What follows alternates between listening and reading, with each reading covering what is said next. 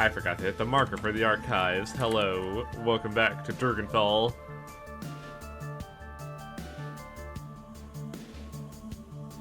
Like a guaranteed level. Whoa.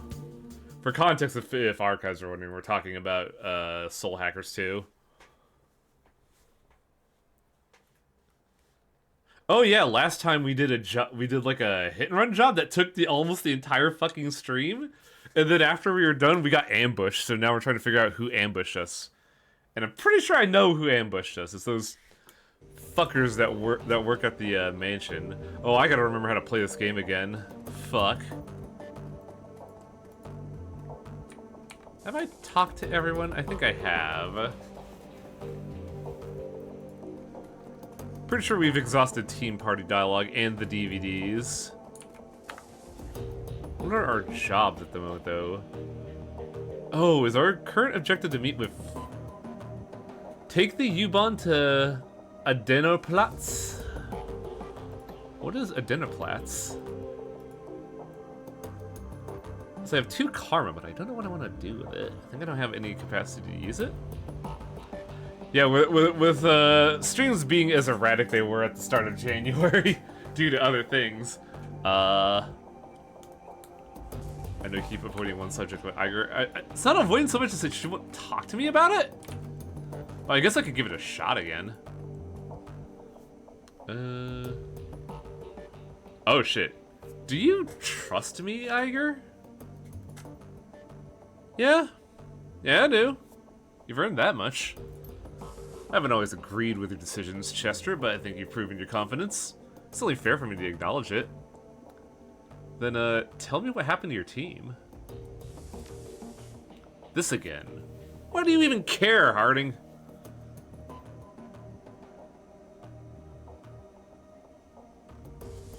Because it's pretty clear that if you had your way, you'd still be with them, and a good leader places a priority on knowing his team. Alright, I'll tell you. I guess you do deserve to know. What happened to us was Hoffman. He was a rookie, the kid of some big money corporate exec. He looked good on paper and he made it through KSK training, so he was technically qualified to join the team. But he was way too green to fit in with ours. Still, he wanted to be a hero, and his family had enough clout to get him an assignment of his choosing. I don't know how many strings Hoffman's daddy had to pull to get him assigned to our team, but he pulled them. Hoffman became our ninth squad mate, despite Metzger's objections. Anyway, flash forward a few weeks, we were closing in on one of the Russian mob's major trafficking organizations. They'd been using a series of warehouses 50 miles from the border as a staging area for their convoys. Women and girls from Eastern Europe were being housed there. When the convoys came, they'd be crammed into cargo containers and hauled across the border into Germany. Go to any brothel along the border and have a look around. Chances are you'll find at least a few girls who spent some time in those warehouses. Slovakians, Hungarians, Poles, you name it. The mob has been smuggling them in for over decades. But we were in a position to derail their operation, and we weren't going to let our new additions slow us down. I seem to remember Iger's personal request being obnoxious to get the best result for depending on karma spent. Well, this'll be awkward. We hit them by surprise, and we hit them hard.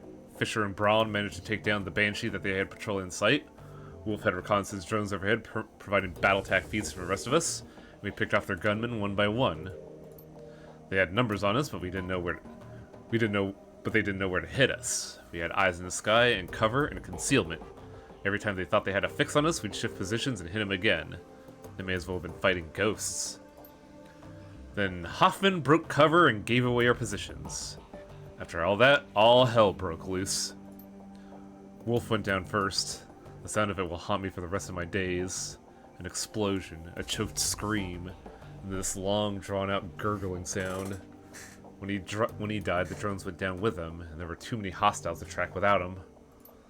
I'll spare you the gory details, Captain. Suffice to say, my team was wiped out. I watched Metzger die. With a visible effort, she clamps down on her emotions and calms herself. When she speaks again, her voice is flat. I took 3 rounds myself.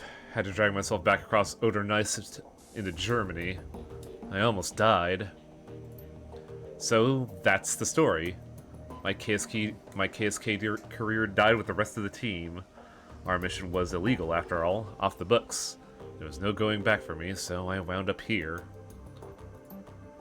Did I tell you everything you want to know, Fearless Leader? Are you satisfied? Yes, actually, thank you. So, tell me, what's your takeaway from my tale of woe? I figure you gotta have one.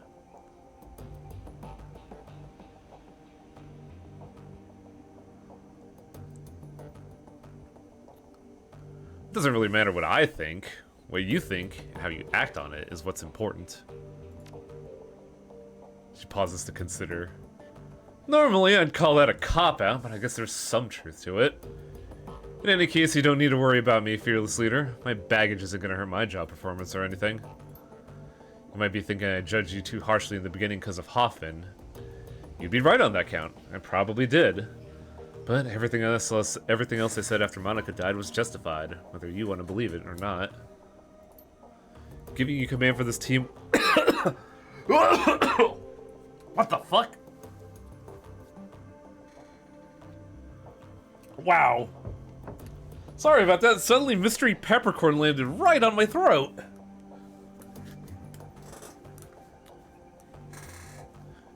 Giving you command for this team was a hasty decision made for the wrong reasons. I stand by that assessment. But between then and now, I've been watching you like a hawk, and you've grown.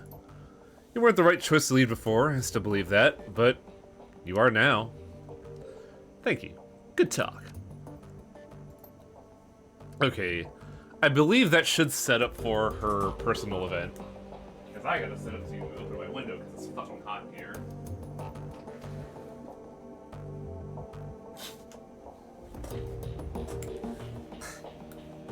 Hello, Blaze.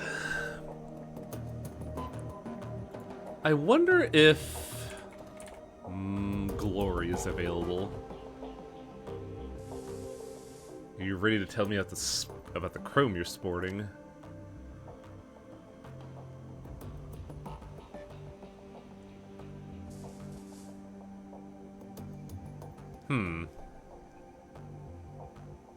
Need time and I give...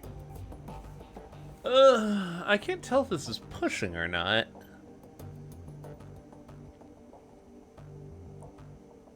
Oh, looks like she's, willing to state it. You need time and I'll give you time. Are you ready to talk about Furostel yet? Yeah. I'm not gonna lie, I haven't been looking forward to this. But yeah, it's time. Chester, look, I'm gonna tell you some things that might change your opinion of me. It's entirely possible you're gonna hate me based on what comes up next. I've accepted that, and if that's what happens, I sincerely believe I deserve it. Pretty sure you can't lock out yourself out of personal quests as long as you stay on top of talking your team. Okay. Are you sure you want to keep pushing forward? This is important for you, Glory. After everything we've been through, I think that we both know that. Whatever you have to tell me, I'm ready to listen. So, when we left off, I had just moved from the Spitz of... Is that Tübingen? To the warm, inviting confines of Furostel. Marta and I were happy there for a little while, and Harrow embraced me as a long-lost daughter. I should probably take a moment to talk more about Harrow. He's going to be important. I don't know what his age was. He seemed old enough to be parental, but young enough to have the kids on something like a peer to hang out with kids on something like a peer level. Mid-20s, I want to say? He was handsome and well-built, with a neatly trimmed beard and thick brown hair. And there was something else about him, something uncanny. Harrow had this charisma, this raw, magnetic attraction that just made people latch onto him. I saw it over and over. All it took was a few words and a pat on the shoulder and Harrow would have a new convert. The other kids at the farm followed him around like lost puppies. As much as I loved Marta, as much as I thought she loved me, we forgot about one another when Harrow was around. All that we wanted was to be close to him, enough to be part of his inner circle. And soon enough, we were. We played Spirit Vale. I feel like I've heard of that game. For a girl of 17, it was all terribly exciting. Harrow had these rules of living that it would teach us, rules about self-determination and the importance of disobedience. He claimed to have taught classes at University of Berlin, which he painted as a mix between earthly paradise and an anarchist playground. He told us how Furostel would be the focal point of a new movement for the children of the fatherland.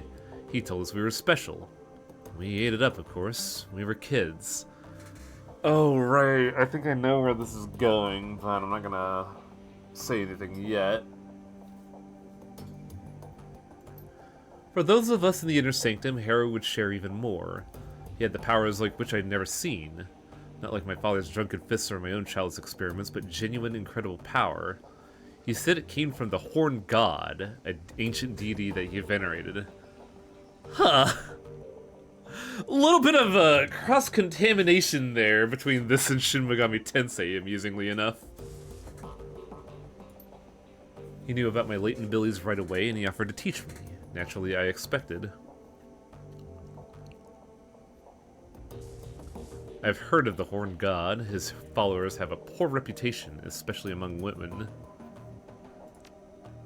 Any bad reputation that he might have gained was well deserved, but there was more to it than that, as you'll see.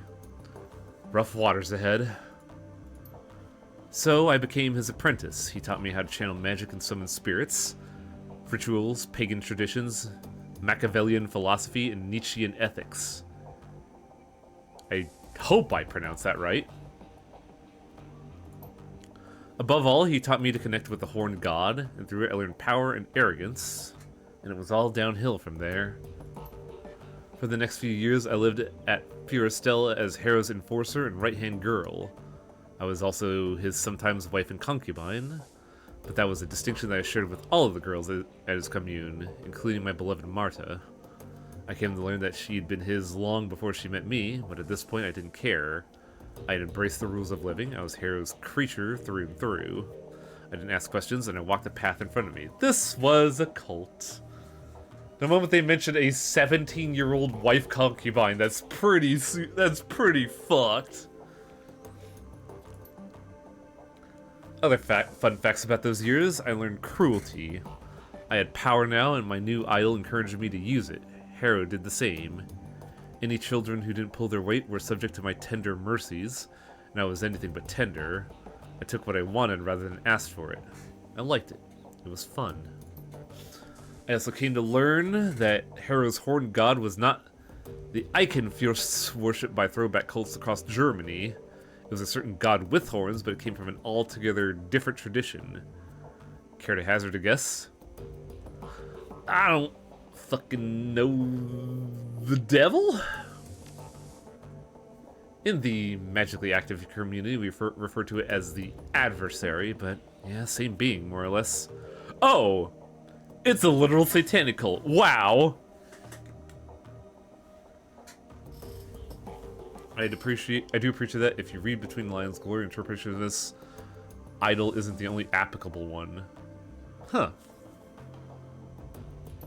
So my idol, the ancient deity that was feeding me my power, was the antithesis of everything that is right and good. And you know what? I didn't care.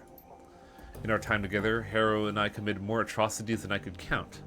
At this point, I was all onto his tricks. I knew that Furostel was nothing more than a honey trap, carefully designed to lure local children into my master's clutches. I knew that the kids who seemed resistant to Harrow's brainwashing techniques wound up fertilizing the garden. I knew his entire manifesto was bullshit. And I knew that through it all, Harrow and the adversary were laughing because I was laughing right there beside them. I don't want to pin the blame for my decisions on anyone but me. That said, I like to posit that my father's connection to the Kreisreiters might have helped play into my willingness to serve the adversaries. In my warped, indoctrinated little brain, I equated the church with evil, so the opposite of that, I figured, had to be, well, if not good, not totally bad. But I was kidding myself, of course. My new deity was the very definition of bad. Serving it made me bad. End of story.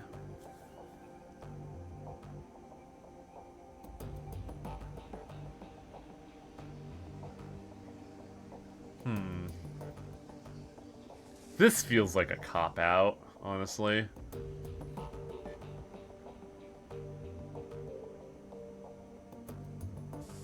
I don't think any of this was your fault. Harrow is the one who deserved the blame. And what if he indoctrinated... What if he was indoctrinated into the service of the adversary when he was my age? Would he not be at any fault either? Shit, that's actually a good point. No, Harrow certainly deserves some of the blame for what I became. Maybe even most of it. But personal responsibility has come into the equation somewhere. I made my own choices, and they were horrible ones. I've accepted that. You should too. Glory pauses for a moment to collect herself. She looks haggard and her pale cheeks are flushed blood red. She swallows hard and presses forward. Glory being more mature than some adults I know. Well, maturity is about experiences, let's say.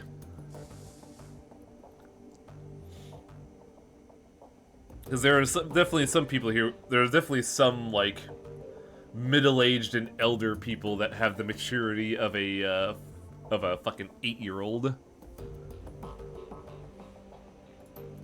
Anyway, one day Haru invited me to a field trip. To Stuttgart. Over the years that I was at Furestel, the commune had easily doubled in size. It was thriving, all thanks to the efforts of Marta and girls like her. Haru would send the girls out to neighboring cities to lure in the street kids that no one would miss. He targeted children because they were easy to indoctrinate, because nothing made the adversary happier than the corruption of the innocent. As we drove out to pick up the new recruits, I was already planning ahead. It was a foregone conclusion that I would pay my father a visit. The irony of a group of Kreisreiters getting immolated by a genuine servant of the actual devil tickled me to no end.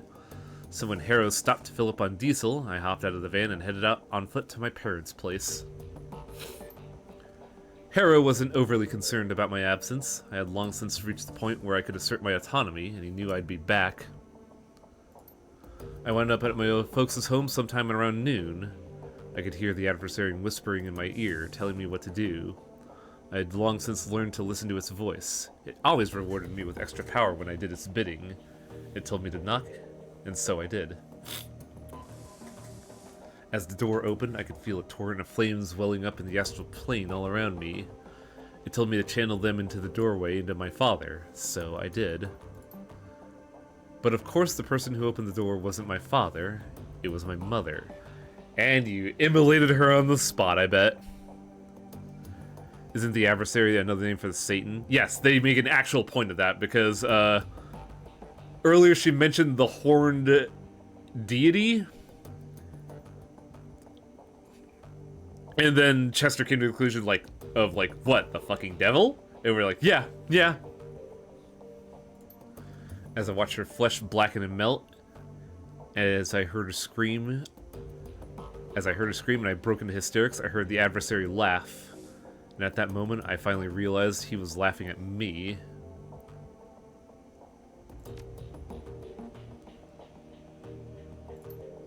It was like a lever had been pulled. All at once, the bubble popped. I wasn't a powerful servant of the adversary. I wasn't Hera's #1 girl. I was a ridiculous little fool who willingly tied her soul to the worst thing in existence. Realizing all of this was one thing, actually fixing it was something else entirely. I knew I had to get away from Harrow. That was the first thing to do. So I bit my lip and did my best to ignore the happy babble of the new recruits on the trip back to Furestel. And I managed to get through the ride without screaming. Yeah, Glory's story is really fucked up. And it's like, outside of all the magical stuff behind it, there's a real hint of like, reality to it. This is something that happens a lot more often than you'd think.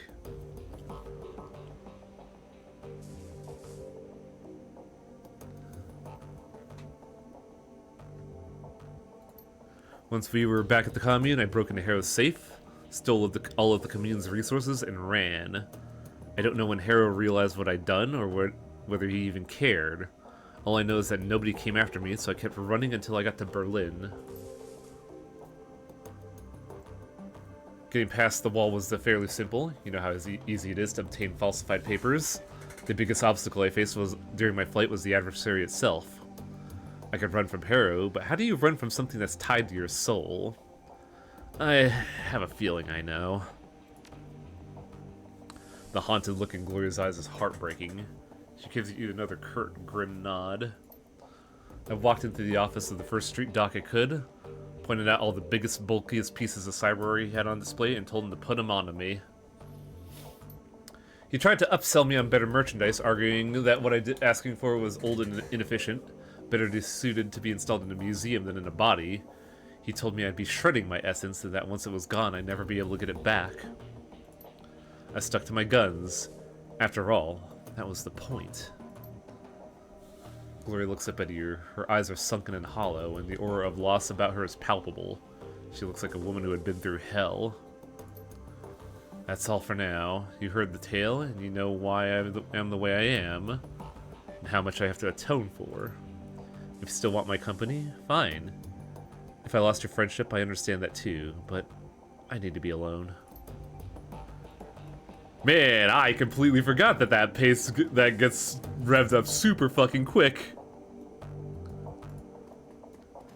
I think that's part of the reason why, as a young adult, I found myself liking Hong Kong more than Dragonfall.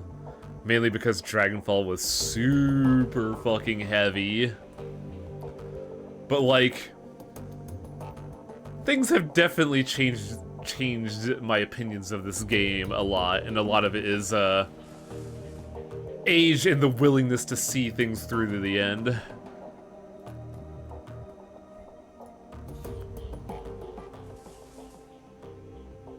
Chester, I was hoping I'd see ya. You have another run for us lined up yet? I'm strapped for cash. How the hell are you strapped for cash? With the amount of work we've been doing, you should be rolling in new yen. What can I say? I have expensive tastes.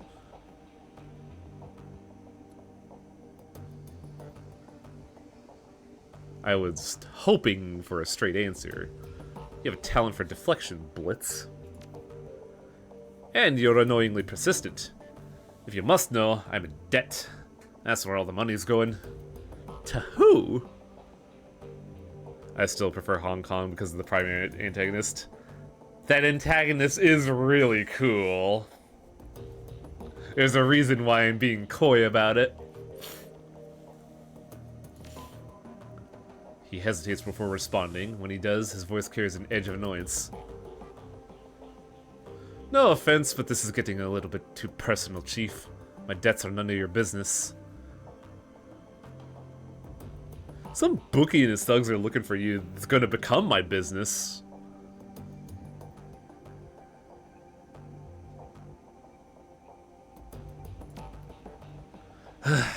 Alright, fine.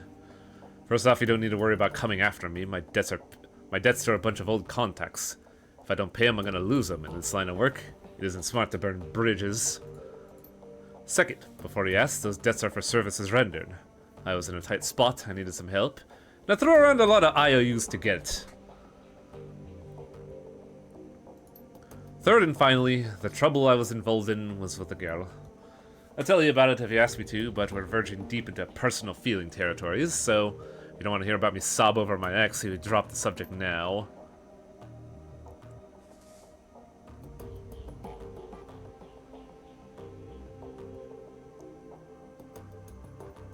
You're clearly preoccupied with this, and our line of work preoccupied gets you killed. So spit it out and we'll deal with it. Alright, well, to begin. I met Emil in Drogenkeep. She was the first person who was ever more important to me than myself. I was crazy about her, Chief. To this day, she's the only person who could ever outdeck me. The real kicker is she wasn't even a decker by trade. There was nothing she wasn't good at. I like to dabble in rigging, but shit, Emil, the girl could pick up anything she set her mind to it. Sounds like a hell of a girl. She was. She just made things right. No matter how stupid I was, no matter what I got myself into, she made it right. I don't think much of many people, Chief. Emotional attachments really aren't my thing. Love seems like such a diluted word these days, so I won't waste it on Emil. Let's just say she was important to me. And then I lost her. I don't know what was happening. It came out of nowhere. One day she was gone, along with most of my decking gear. The only explanation was a handwritten note on an old-fashioned paper. Leave me alone. That was it. We've been good together for years. That was all she left me. That and this beat-up old cyber deck. So for the two people in chat that are playing Soul Hackers 2, this feels really familiar, actually.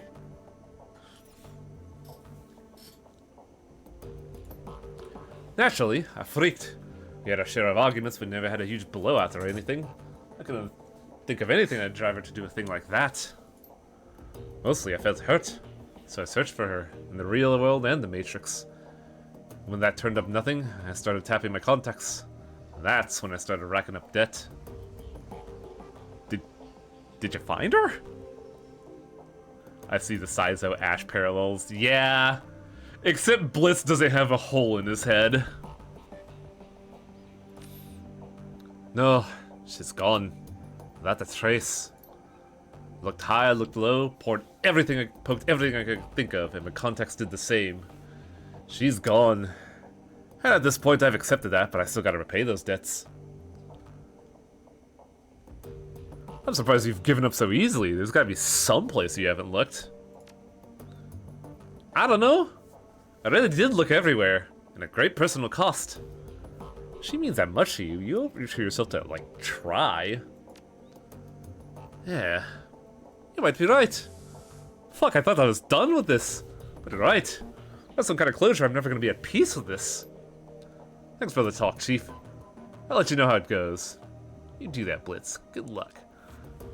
It's so weird looking at the dialogues for this one specifically, because I do like the fact that you are given the chance to be, like, a good person and a bad person. I like that they don't railroad you into, like, a certain route. But I'm also sitting there like, who would be this much of a dick to be like that after you hear all this conversation?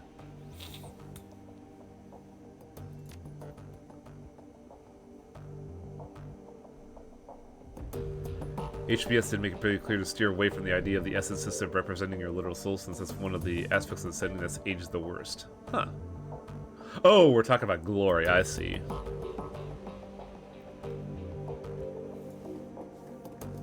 That's something a little lost on me just because I don't know much about the Shadowrun tabletop's history.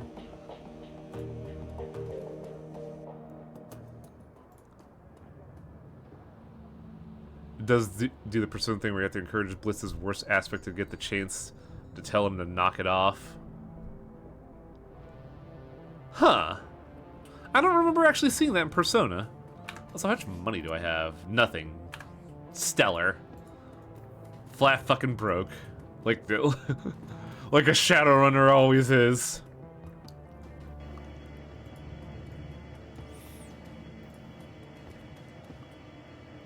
You should meet with Frau Miller before... Oh. Oh, she's right here. A solitary woman stands at the edge of the U-Bahn platform. She suppresses a shiver and hugs herself for warmth. Frau Mueller. It's more prominent in P3. Yeah, because relationships in that game were a lot more dynamic than 4 and 5, honestly. Like, after playing 4 and 5 and seeing how women will literally throw themselves at you if you, like, listen to them, I found it kind of cool that, God, I always forget the green-haired girl's name. I went through all of her social link, but kept it kind of, like, evenly keeled spaced? Because I was, like, going... Fuka, thank you. Like, I was keeping my space with Fuka, like, actively helping her, but not really being, you know, romantically involved. And there was, like, no option there or anything. She just basically said, I appreciate everything you did for me, but I still think it'd be best if we were just friends. And I was like, oh, wow. That's something that could happen, huh? Holy shit. And I thought that was incredibly mature for that game, which, you know, makes sense. It was the game that launched the series off into success. Though it was incredibly funny that the redhead rich lady did in fact throw herself at me for the decisions I made, and I'd be like, I can't do that, I'm dating someone. If you talk to the magic guy, shop guy, he could give you some insight and glory. Interesting. Frau looks a lot younger than I expected her to be. She appears as Amsel described her, an impressive-looking woman of Aslander descent? Am I pronouncing that right? With coffee-colored skin and dark, wavy hair. Everything about her screams corporate executive, from her expensive-looking suit to tastefully understated makeup. Mitsuru is a rich shelter girl. Oh yeah, absolutely. Like, I get that. It's just that, like, I thought I was playing, you know, keep away with her, when apparently it was, like... This is the first character to actually see her for her. Yeah, true. Aslanter. Shadowrun speak for formerly Mexico. Oh, I see what's going on here. Chester, I presume? Hiram still told me I could meet you here. Well, he wasn't lying. He said you had a job for me. Yes, I do. In truth, I'm desperate for your help. Then tell me what you need, Frau Mueller. An assumed name, obviously, but I've been told that this is how you people do business. I do like to see, like that they show you situations where, etiquettes are important. From my accent, you have no doubt inferred that I am Atlanter. Further, you may have guessed who I work for. You tell me, I'm not in the business of guessing. As Technology, the only Atlan-based corporation operating in Germany. I've been with them for over a decade. Over the course of my employment, I've worked on a great many projects. From the innocuous to the obscene, my hands have touched it all. Never once did I question the wisdom of our research. Never once did I considered blowing the whistle on my employees. I kept my nose down, worked hard, and excelled at the tasks set before me. Go on. Last month, I was transferred here from my home in Tenochtitlan? Tenochtitlan. I do not know how to pronounce that. They told me that an employee of my caliber was needed in Berlin, and that I would be working on a project with wide-reaching applications. The only other detail I was given was the name of the project. Bloodline. That sounds terrible! She looks at you in the eye, and for the first time you can see the cracks in her composure. She was doing a good job of hiding it, but deep down she's terrified.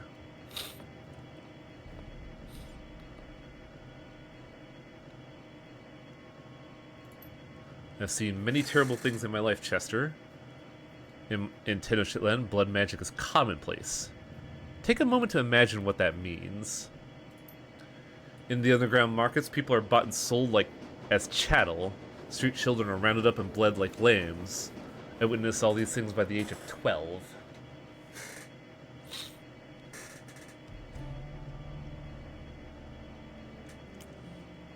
Bloodlines is reference to vampire or something else. I'm sorry, World of Darkness, I should say. Seeing such things, it changes you, makes you numb. And what I found when I arrived here was the worst. This project horrifies me, and it must be stopped. An actual Fossa property from Oh, okay.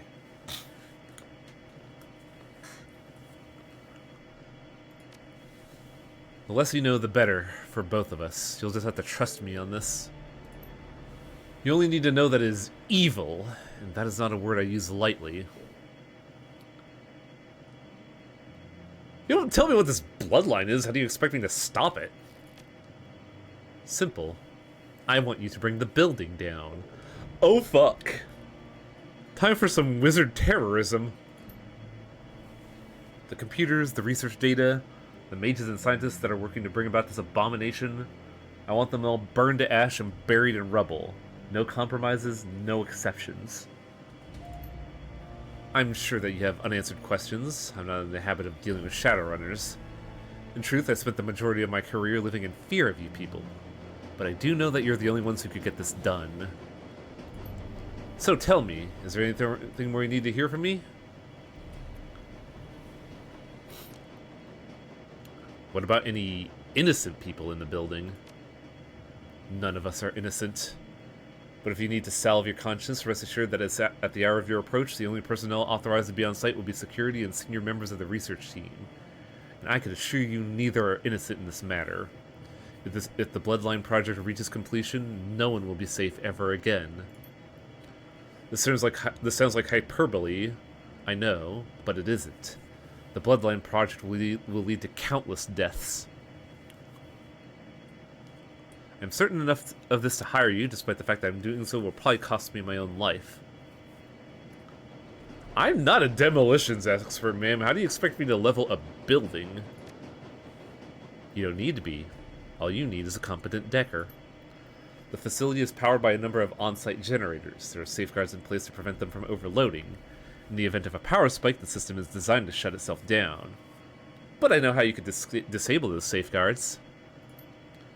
Once the generators begin to overload, you'll have a limited time to reach a safe distance. The explosion will be quite catastrophic. What can you tell me about security? Expect it to be tight. In addition to their standard security team, AS Technology has taken out a knight-errant high-threat response team contract to protect the building. Corporate doesn't seem to mind contracting a competitor for emergency response services. That should give you some indication of the uniqueness of this project. This poses a fun philosophical question too. Interesting. Because she's making this sound like abject evil. At any rate, I believe I've come up with a solution to the knight-errant problem. I'll discuss the matter with your heir Amsel if you decide to take the job. Speaking of, he is my representative in this matter. Why couldn't you talk to him about all this? I had to meet you in person, to look you in the eyes and see the man behind the name. Now that I have done so, I'm sure that you're the one I need. Naturally, I'll send any further information about the job to Herr Amsel, provided, of course, that you accept. Well, let's talk compensation. 36 grand, out of what I've allocated to the job. That's fair. I'll take the job. I've already blown up one building in my career. What's another one? In that case, it's a deal. I can't tell you how relieved I am. Thank you for helping me to bring this nightmare to an end. I will iron out the remaining details with your Herr Amsel. He will want to talk this over with you anyway, I'm sure. You're a good man. You're saving more lives than you know.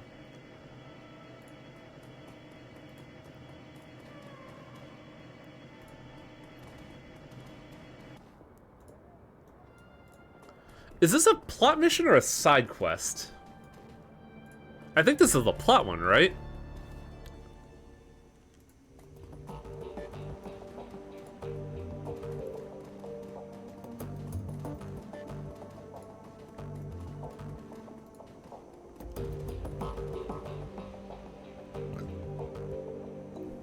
From what I have seen, Tenochtitlan is what Mexico City became, and is the name of an elemental spirit that lives within a city. Huh. You could you could refuse this. Holy shit.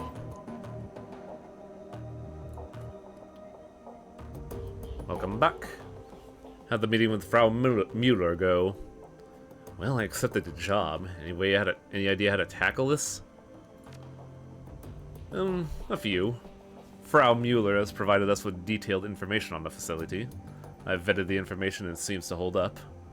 Based on this, I've formulated what I believe will be an effective strategy for bringing down the building. According to Mueller's intel, the facility is extraordinarily well guarded. Whatever the Bloodline project is, the Yazis have spared no expense to defend it. That feels kind of like some kind of future slur. The facility is patrolled by AS Technology's internal security personnel. On their own, they wouldn't pose a challenge. But I don't doubt that you could brute force your way through them. Unfortunately, they will not be on their own. They have purchased one of Knight Errant's more expensive security contracts as additional line of defense. That's not good. Knight Errant is too dangerous to take on directly. But if we were to compromise their comm links, we could at least partially mitigate the danger. As technology is quite evil. Oh, I could tell when she mentioned daily blood magic. I've pulled some strings with an old contact of mine, and she's provided me with an address of a small software developer, OTK International. They write the firmware updates for Knight Errant's comm systems, and their defenses should be considerably weaker than Az Technologies. My contact has informed me that OTK stores an off-site hard copy of every firmware update. My suggestion is this. If you hit the offices of OTK and reduce their computers to slag, in the interim, I'll have the hard copy of the next update replaced with a compromised version. When the next update goes live, our compromised version will be pushed out to Knight Errant. When you hit the Az Technology facility, I'll be able to track the Knight Errants through their comm links. That should make the run a bit more manageable. So we could do a quest before this to do the actual quest, is what it's sounding like. He fishes in his pocket for something. A moment later, he produces a corporate ID with your face on it. This'll get you through the front door of the office park that contains OTK International. My contact was only able to provide me with the one card, so you need the rest of your team in through its side door. Sounds like a plan.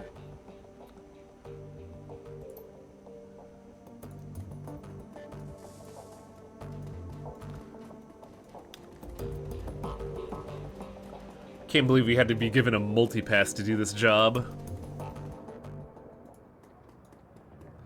Also, oh wait, this is a truck back. I was gonna say this is a weird looking truck front.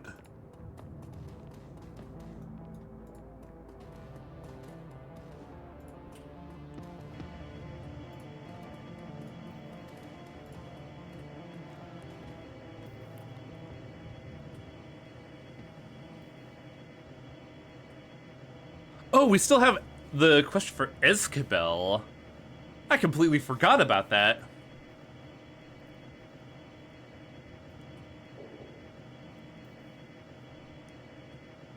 Let's do this first, since I feel like, well, let's save just in case. Because I don't know if this is time sensitive. I doubt it is, but it'll be nice to have a backup.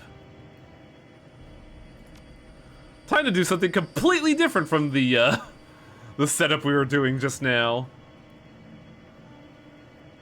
Let's grab Blitz. Let's change it up a bit. Let's just bring pure physical and I'll be the wizard.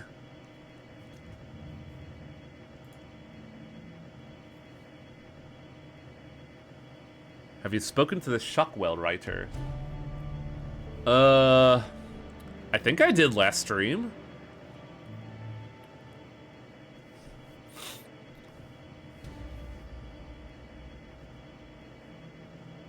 Oh, the mage. Yeah, I should probably do that real quick. I could do some checks real quick. We're closer to the Shockwell writer than the Algernon, so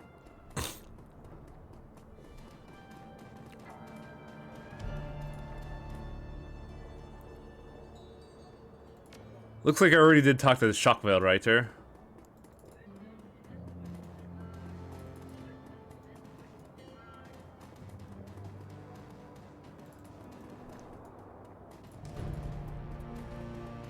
Also, I feel like you find Shockwell writer in the middle of the mission rather than before a mission.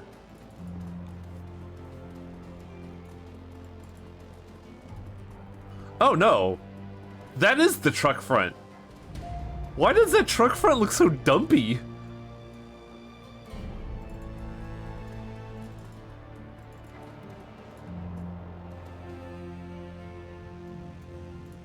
Oh, I know I'm right, because we found the Shockwell writer, they called us before we raided the fascists, and then they hacked a computer to contact us in, the big, like, smash and grab for, what was it, Titan?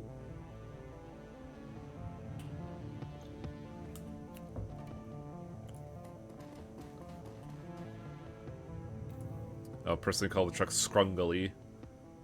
I have a question for you, if you don't mind.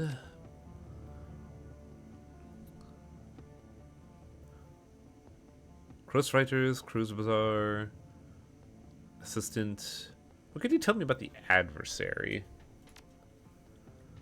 The shamanic idol, you mean? An unusual request. What do you wish to know? It's my teammate Glory. She spent her youth as a member of the adversary cult. It was kind of a bad scene. Interesting. First, tell me what you already know, and then I'll do my best to fill the gaps. I was told it's the embodiment of evil. Ah, I see. Very well, young human, I will tell you what I know. The adversary is the totemic embodiment of rebellion.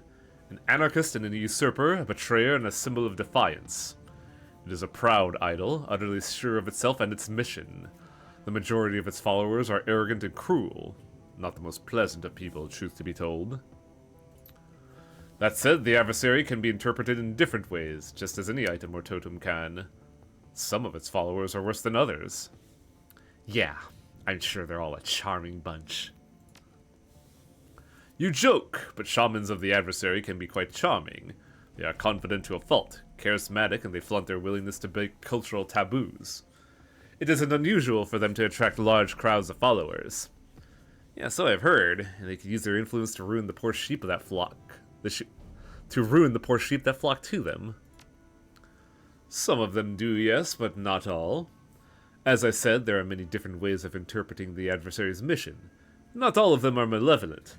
Sometimes the adversary wants you to destroy a weird alternate reality invading our own, but don't worry about it.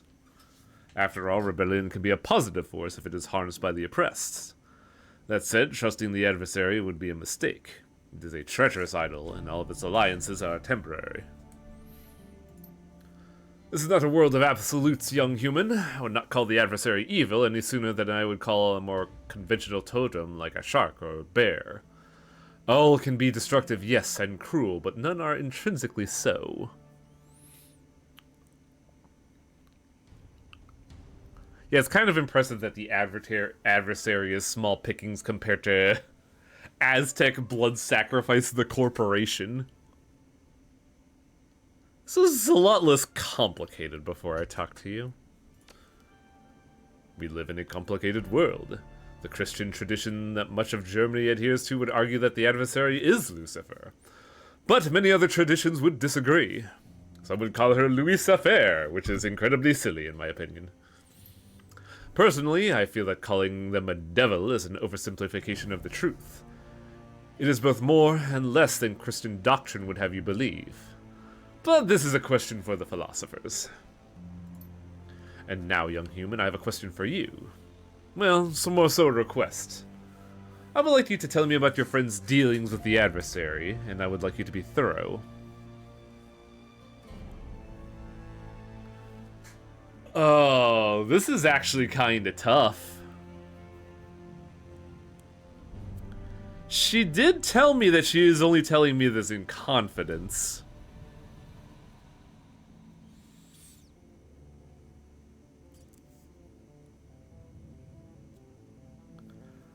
Yeah, I think I gotta respect Glory's wishes here. A fact that I can appreciate, but I want to know what the adversary has been up to. And after all the help I have offered you, I think you owe me the information. You don't need to put a name to your friend. Give him or her an alias if you wish. But at least tell me the story so I might better guide you on the road ahead. Alright then, strap in!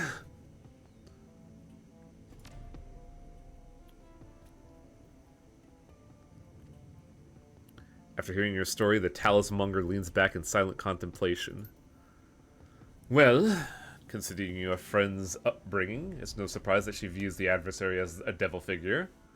She's interpreting her experiences through the lens that she was given.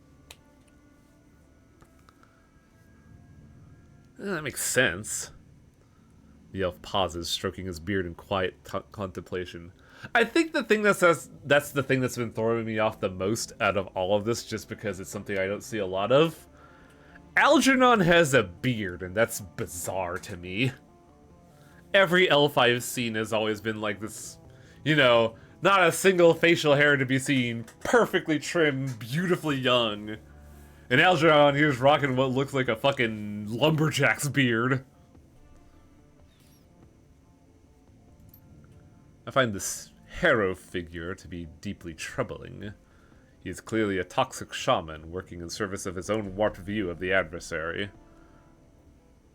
What do you mean by toxic? I'm unfamiliar with the term. In the magic community, a shaman is referred to as toxic when he twists his idol's principles in order to cause harm. Some are eco-terrorists protecting nature with deadly force. Others are essentially rabid, slavering things that hunt and kill with wild abandon. I don't believe that Harrow fits into either category. From what you describe, he genuinely venerates the adversary, or at the least his own view on what it should be, and he has been rewarded with power for that devotion. He will make a formidable enemy should you choose to face him.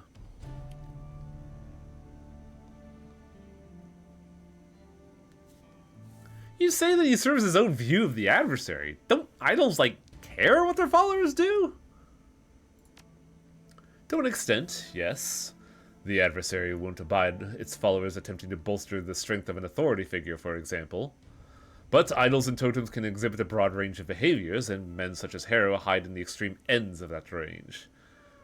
Technically, his interpretation of the adversary, but only the worst aspects. Well, I definitely agree with you there. He sounds like bad news. That is certainly a way of putting it. Such men have been responsible for many terrible things in the awakened world, and are not to be confronted lightly. Well, be careful. I trust that you will. Best of luck to your friend and you.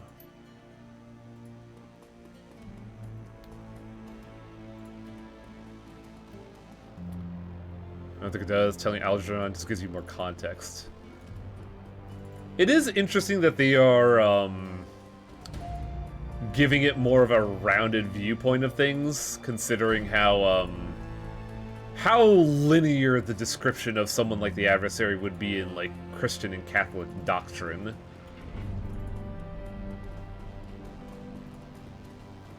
And I get why it's, like, why it's being utilized here. But boy howdy, is it hard to, like...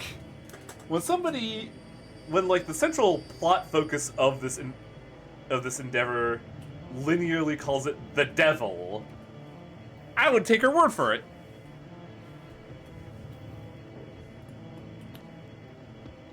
Anyway, after all that setup, time to not do any of the missions we talked about today. Assemble the men. No, not Dietrich. I wish I could have bought them better guns, but, like, I think I'm too broke to afford guns right now, which is why we're doing this. Plus, Gloria doesn't really need guns. She could just fucking flens people to death. She also calls it devil because Hera told her what it was. Yeah, that too.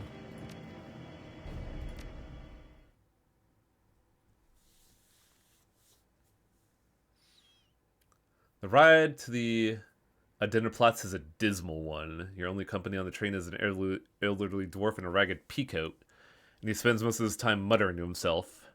When the train rattles to a stop, he slowly rises from his perch and begins to hobble towards the doorway. The station itself is not much different, an old broken-down thing at the end of its useful life, feebly tottering towards obsolescence. This area of Berlin has clearly seen better days. Guns really worth buying, don't pop up till late game. Ah, okay. A window of light shines down from the surface, and even that looks stale. Slowly, you begin to climb. Do I have anything that is, I did get distraction and one other thing, didn't I? Oh, right, I was trying to get intelligence 4 for lightning bolt. But we did buy it ahead of time just to have it.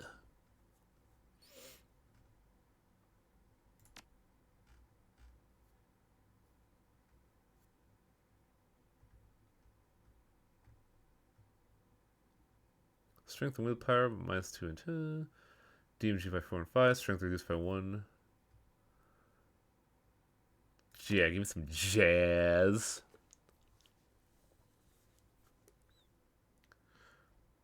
And cram. That sounds like a good idea for a wizard.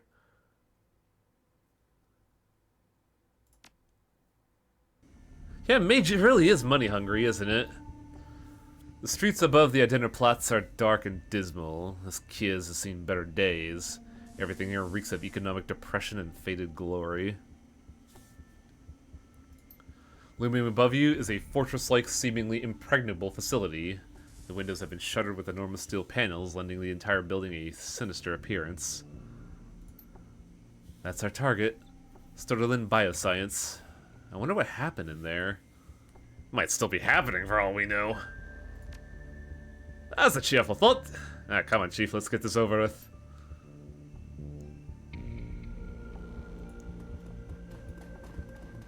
Now the question is there a communication line for our good buddies, the Shockwave Writer? You really don't need to worry about keeping them on the bleeding edge before you get to the end game.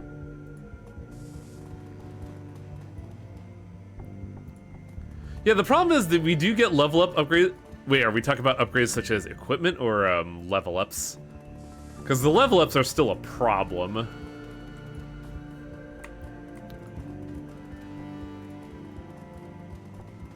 Equipment. Oh, do they get equipment upgrades as we go?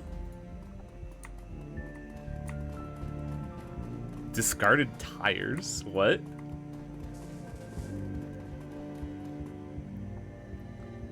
This pile of trash is steaming.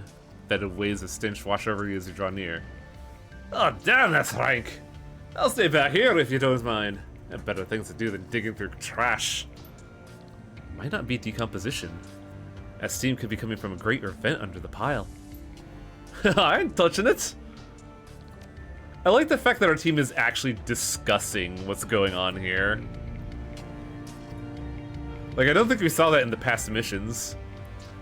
Garbage pile was concealing a small HVAC. The steam that pours in smells much cleaner than it wasn't when it wasn't being filtered through a heap. A dwarf might be able to fit inside the vent, but nothing larger. Send in the drones. God, it'd be wild if we played as a dwarf and we could just do this ourselves. At the end of the deck, you find a maintenance panel. It was designed with a big chunky handle suitable for drone operation. Behind the hatch, you find a great vast nest of monofilament wires. Each wire snakes over and around the others to connect to a different endpoint. Thankfully, all the endpoints are labeled. It doesn't take long to find the wire that governs the power locks for the door.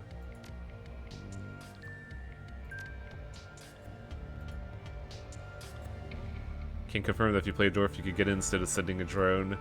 That is kind of cool, honestly. I like the fact that every option you can play as has a reward somewhere. I say not knowing which one would be payoff for the wizard, honestly.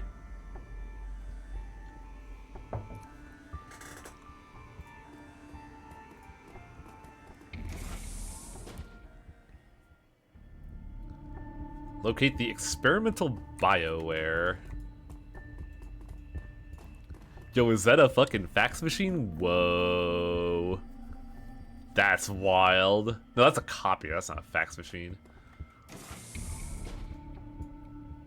Cameras.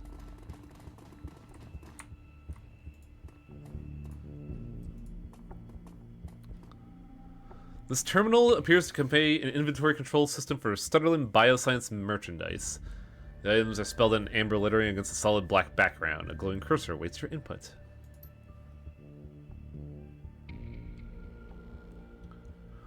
What were we looking for? We were looking for biotech, but that's like all we were given, right?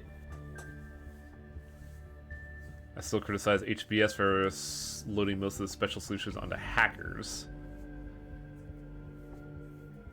Yeah, I can kind of see that, honestly. I do remember having to use Isabel a lot in Hong Kong, even though I don't really like her personally. But I think you also get, like, a rigger there that could be an alternate decker? Like a German guy, I believe. I think it's a nickname that you can bypass a keycard by reading residual aura. We can do that here as well, but the problem is we only got the numbers. We didn't get the order in which they do so. And also, we can only read it once, which feels like an oversight. Tissue Bank's Organ Farm. This entry provides a complete breakdown of the standard organs that are being grown in the chemistry wing. It seems like the lab was outfitted with the capacity to mass-produce vat-grown meta-human organs, including hearts, kidneys, livers, and lungs. This will be useful for testing purposes. I don't think Raptor can hack, but he does do medical checks. Interesting. Also interesting that Hong Kong has the split between Decker and Rigger, while Dragonfall has both rolled into a single character. This entry contains a complete log of studies performed by stuttering employees on products of biotech companies. Contains notes on Stutterland's attempts to replicate products they had previously dissected and studied. According to info here, they have achieved a shocking level of success producing generic versions of a wide variety of commercial and restricted BioWare products. You know, like Dragon Age 5. These knockoff products were commissioned by an outside investor and had been moved into cold storage in the executive wing pending transport. Yeah, Isabel is your Decker. I distinctly remember that. I also remember her being kind of boring. But it's kind of hard to be interesting compared to Gobbet, Raptor, and... Did we have a... No, Gobbet was our wizard. And I want to say Gaichu.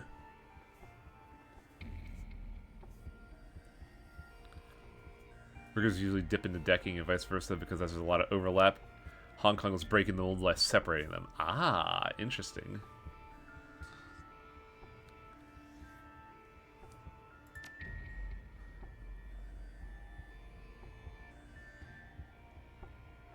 Citric contains a complete breakdown of the organs waiting in cold storage. Scanning over the list, you see a number of high-end security level enhancements. BioWare like this would normally run tens of thousands.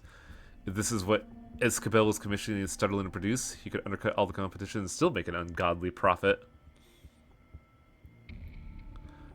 She also has to be the traumatized... Ah, okay. I think I might have failed to get that read. This entry details a number of projects that involve invasive testing on awakened animals. There are listings for a number of hellhounds, including the complete medical histories. It appears that most of the experimental procedures were performed on a subject named Billy. Who or what Billy might be has been left undisclosed.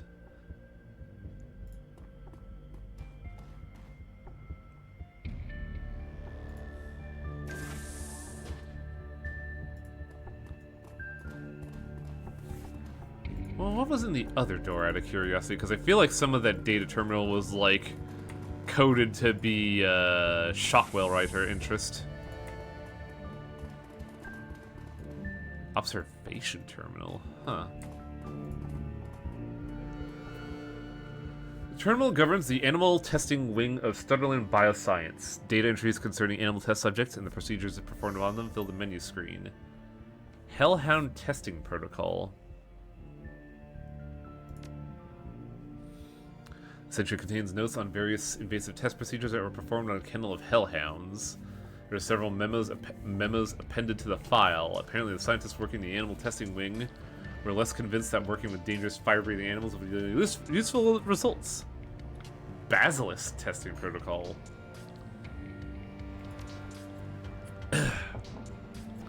This entry covers the various forms of experimentation and testing performed on Stutterland's prized possession, a rare albino basilisk acquired from an exotic animals dealer in Portugal. It appears that the basilisk was being used as the primary focus of a passion project at Stutterland, an attempt to create a magically active piece of BioWare. Why the executives in charge of the project felt that the basilisk would make a test subject would not be clarified. The list of the procedures performed on the creature is extensive, including a series of unanesthetized thoracic surgeries. Thoracic? What was thoracic again? Is that like upper torso, throat?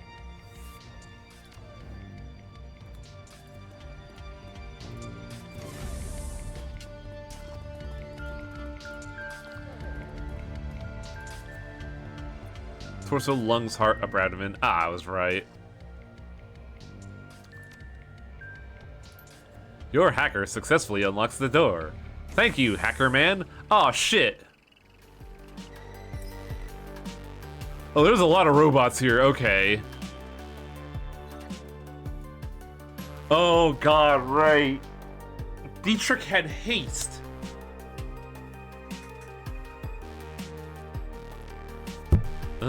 Anything interesting we could use? So I don't know if, our man could hack drones. He could just be a drone man.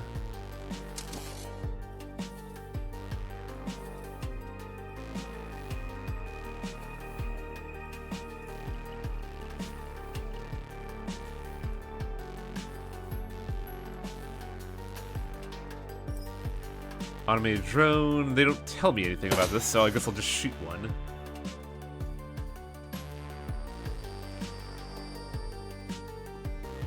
Gotta get up in there. Chester gotta get up in there. What we gonna do? Guess we can take on this bad bitch. Hiya! Wizard battle!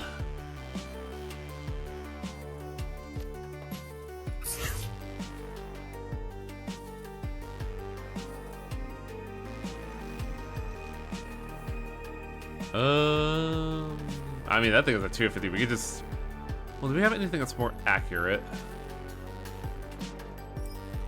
Not really. I'm starting to realize why Dietrich is such a good character to have on your team.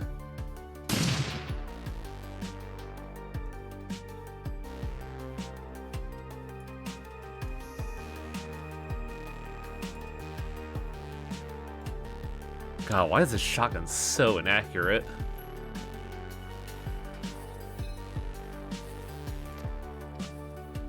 Let's have you not take a turn. Why did you shoot? Oh, right. We piled up. So that's a grenade launcher one, huh? Okay, cool. Good to know. I also have grenades.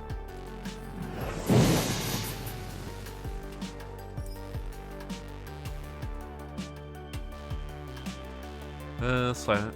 Followed by kick.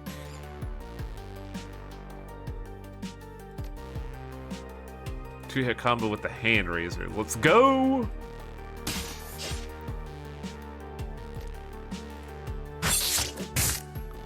Man, Glory, that's some hella inaccurate stuff. Their armor has been slowly going up. Huh, I didn't notice that.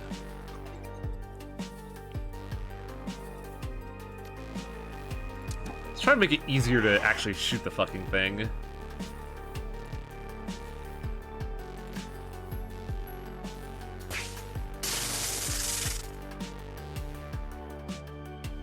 Oh, nice. We actually managed to hit with a 45% chance. What the fuck? Also, what is that? Is that fire from a fireball? What is that?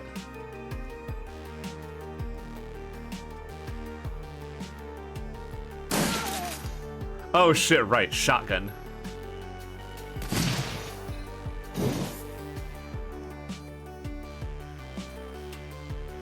Well, we're down to one enemy, so I could probably, like, pop a heal on me, and, Fireball this bad bitch. Easy operation. One of the strongest things about being a mage is you get, like, 3 different spells dedicated to just turning off an enemy's turn. Yeah. I'm pretty sure I have one equipped at the moment.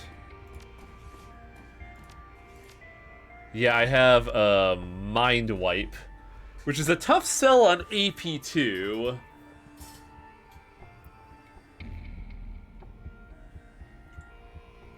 Oh yeah, I should be using armor out the gate, shouldn't I?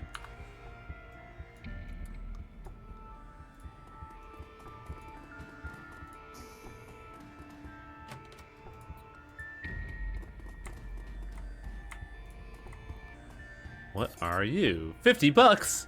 Yeah, buddy! I love actually $5 in Euro standards, or 50 cents in yen standard. What the?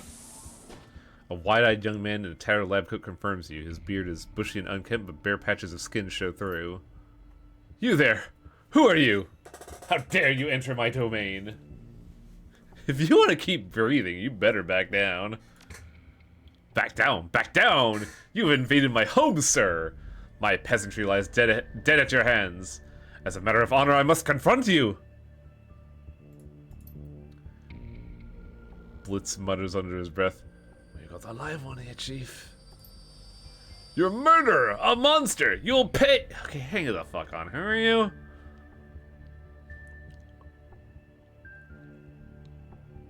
The streams have got me interested in getting one of the other Shadowrun games in the future. Definitely Hong Kong! Hong Kong's fucking dope. Dragonfall's also good. It's just, if I were to choose between my two children, I would handily pick Hong Kong. Knowing that that Dragonfall is also still pretty good. DMS isn't bad. It's okay. But after playing Hong Kong and Dragonfall, it's really hard to go back to it. It is quite sparse. It is very clear a proof of concept. I am Philip Rex, the Night King of Shadowrun Bioscience. I'll have you banished for your transgressions, sir. Banished to the underworld and left to the ravages of the all-powerful Billy. Hold still while I fetch the robots that will banish you. Your peasants opened fire on me, man. I fought them in self-defense. No, they wouldn't do that. They're gentle and kind. You are an outsider. You don't understand the bond of trust and respect we share. Oh boy, okay. What the fuck, bro? We got ourselves a clanker here. I did my best to make life good for the peasantry. I scrubbed the plastic graves on a daily basis and crewed pleasing melodies to ease their troubled minds. But those days are over. My peasants are dead. You destroyed something beautiful. Okay, sire, I'm sorry about your peasants, but I'm on an important, quest here. Oh? Well, that changes everything. Perilous quests and civilian casualties go together like chocolate and peanut butter. I can't stay mad at you for that. Oh, this guy's a real fucking freak, wow. Tell me about this quest of yours, good sir. Leave nothing to the imagination. You have my rapt attention.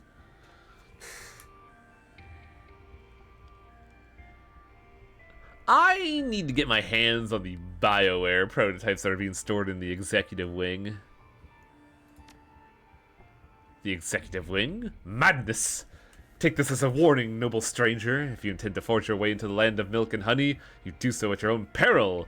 The underworld stands between you and your goal, and the underworld is home to the murderous Billy! I think I've read about this Billy. It's the albino basilisk, right? Was is right. Now he is so much more. A creature of legend. Years of experimentation have remade the beast into the ultimate killing machine. He's smarter than 10 men and 5 times as deadly. This Billy isn't standing in my way. I guess I just gotta kill him. A fool's errand. Heiner tried to kill Billy once. He thought that by eating the beast we could steal its power. Hubris. Billy devoured my friend for his insolence, and the last remaining copy of Keycard E was lost.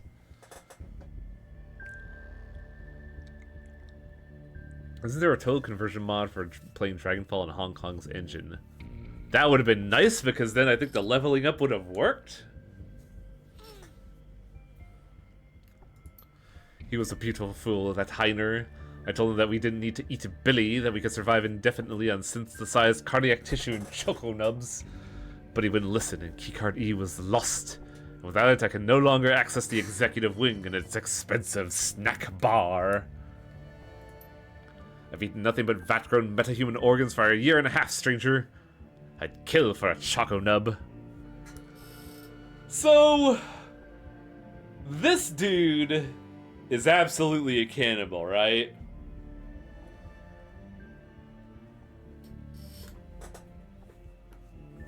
Okay, I heard I need to hear about Billy. Just tell me how to get to it. Very well. If you cannot be dissuaded, I will help you. This is my most prized possession, the incomparable keycard B. Using this, you can descend into the underworld and face Billy. If you should survive the encounter, search the long-missing keycard E. Use it to reopen the executive wing, and I will see to it that you are richly rewarded.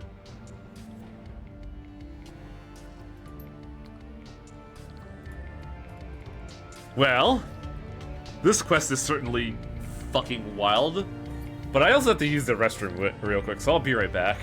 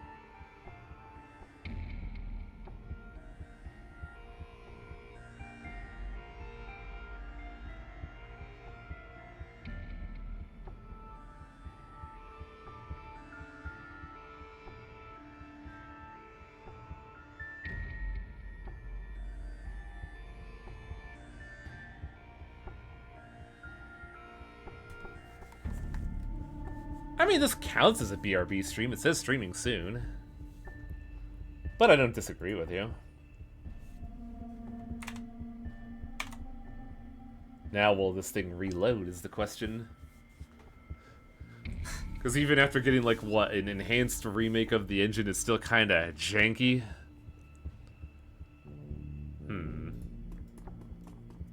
Is there any more way to look around? I don't think so.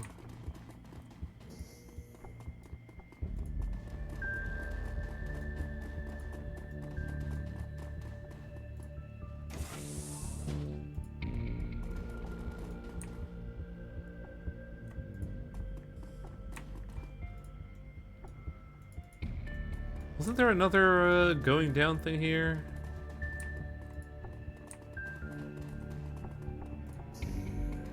Also, this place is hella abandoned, dude.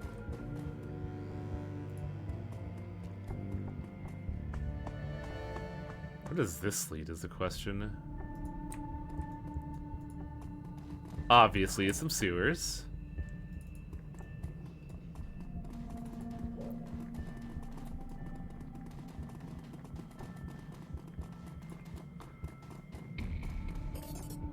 Oh boy, 45 bucks in the garbage. A blessed day.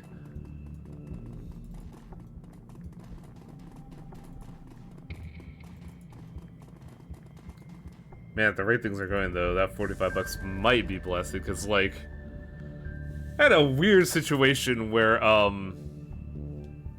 over the weekend I was like getting fast food and stuff just because I was like doing a lot of tournament stuff for card game, and I found to a weird situation where in McDonald's 2 sausage and egg McMuffins, a hash brown, and a medium Coke is half the price of 10 chicken nuggets.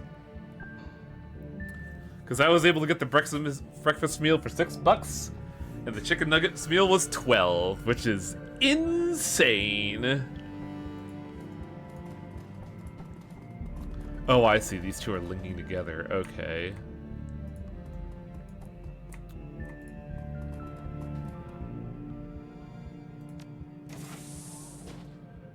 $6 or 10. a 10-pack of Chicky Nuggies. Holy shit, that thing is huge. Also, there's a lot of hellhounds here. Why did I walk in headfirst in this? I'm going to go over here and shield up.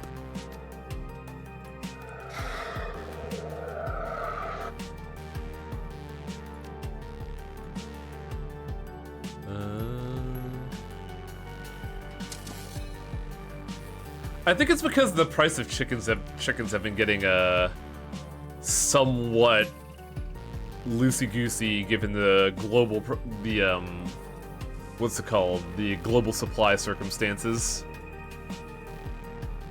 Things are weird and terrible right now.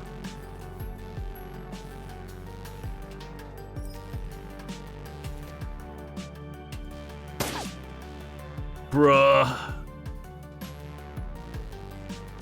Problem is, round the corner combat is so difficult. The tariffs, yeah. Line of sight blocked, fucking hell. Well, since they're melee, I could always overwatch.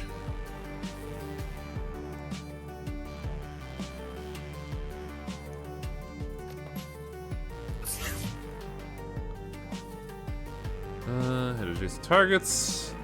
Bleed stacks. Strip armor. I mean, stripping armor is probably a good idea. It looks like this thing does have armor.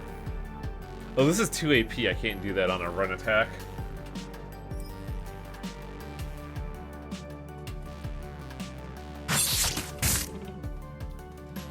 Oh, I sent that thing to sleep. Wow. A little eager beaver there, Iger.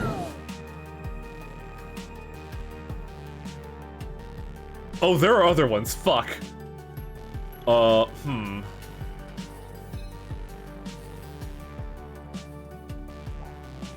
Shit, what are we gonna do? Can hellhounds use fire? I should have known that ahead of time.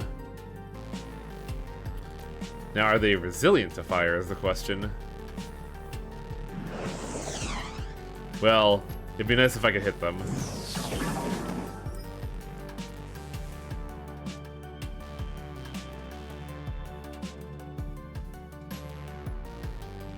This might be super fucked until I figure something out here.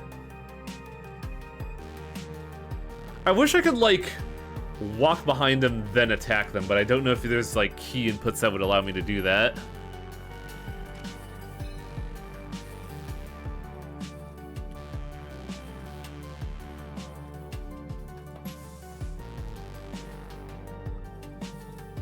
Did I have something that did AP damage?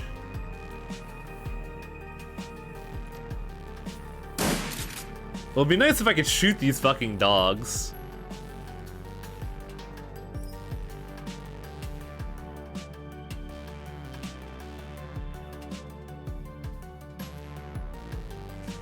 Well, he's super low on AP right now, so I think he's out of the, If only I had the aim still, yeah. Every minute of this mission, I regret getting rid of not taking, Dietrich.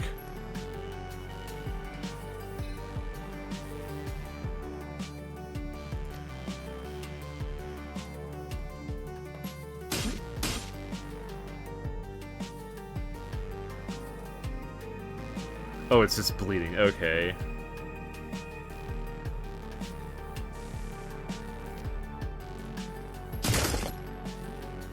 That did some AP damage. Oh, what are we gonna do here? I think what I should do is make this fight a little bit more manageable.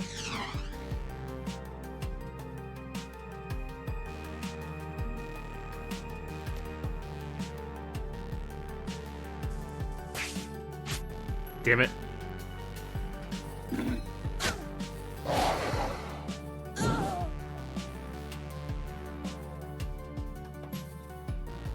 No, go away! Why are you shooting me? You have a person with a shotgun right in front of you! How goes fighting a zoo? It's hell! Hounds.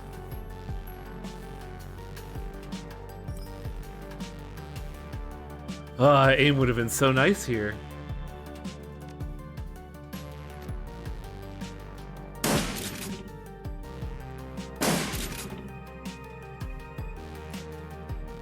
Hiya!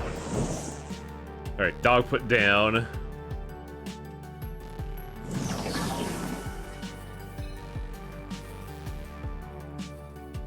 The legendary Billy.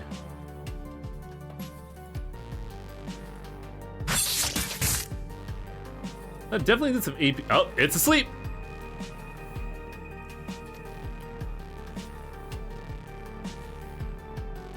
I should clean up here while that thing's asleep. Or flub entirely. Cool. Oh man, our accuracy's so ass this fight. Holy shit.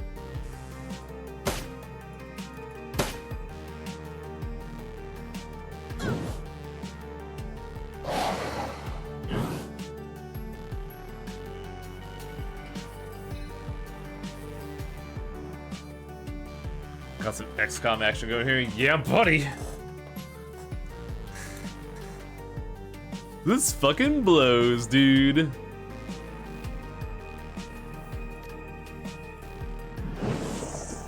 At least Cheap Shot Chester's getting some action down.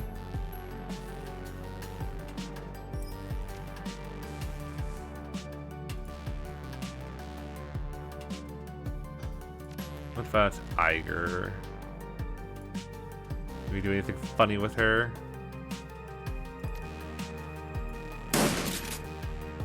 Keep that thing asleep. Keep shooting the shit out of it.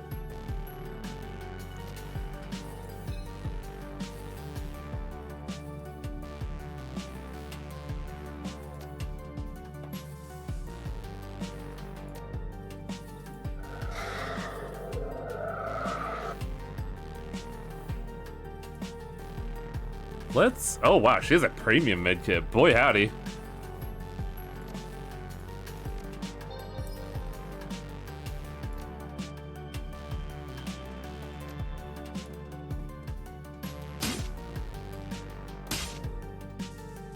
Well, it's dead.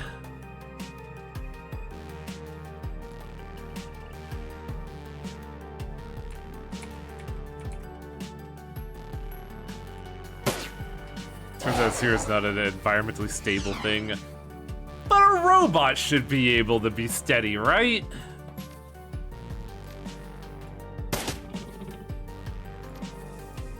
There's a better argument to be had here, but I feel like a robot should be able to, like, do some stuff.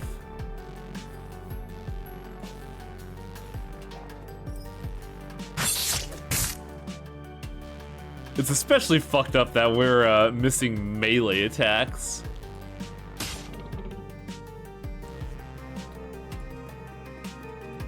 Is it time for Cheap Shot Chester? Hiya! Yeah! Every time, it's so funny.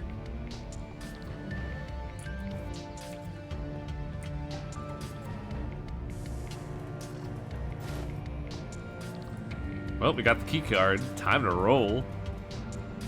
Wait, there's some chests. There's some crates here. Doesn't look like we get them here, though.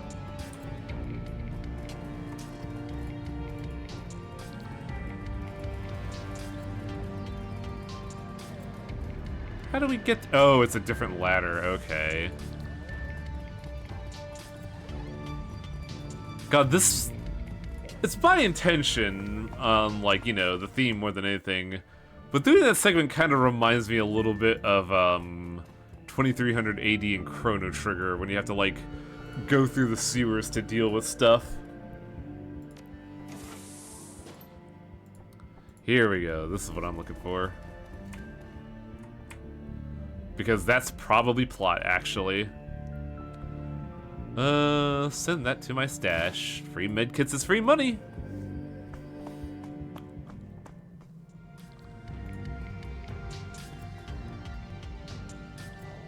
Safe is locked with a similar key. Swipe flop to the door panels. Auto injector bliss.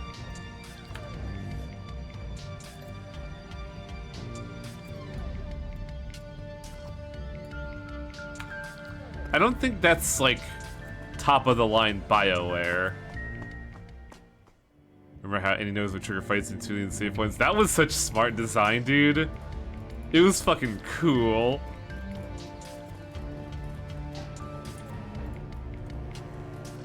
It's an implant? Yeah. But I don't think it's the objective. I think this is the objective. The gates! They finally opened!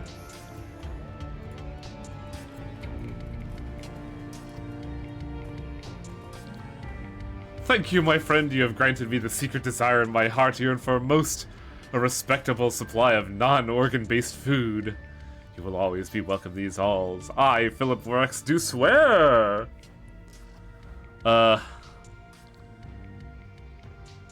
want to know about the prototype BioWare. It's BioWare. Pretty standard stuff. Paint editors, trauma dampeners, ortho skins, things like that. And all of it was reverse engineered from existing BioWare products, right? I read up on Stutterlin's process. Yeah, that's right, knockoffs.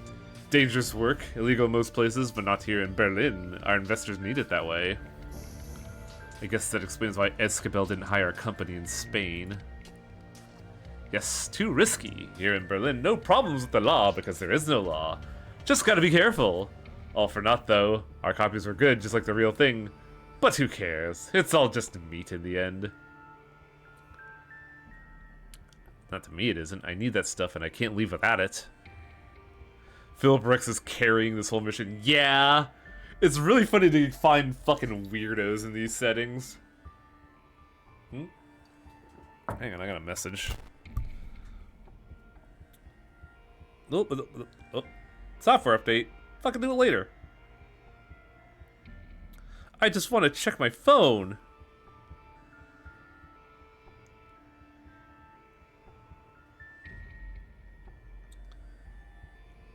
Ooh, I see what Tiger is getting on.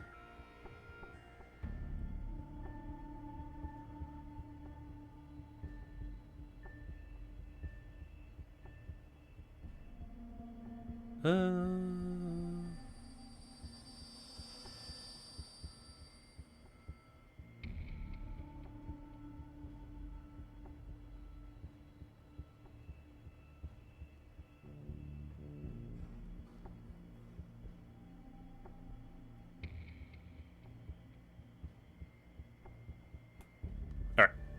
Sorry about that. I'm colluding something with Tiger.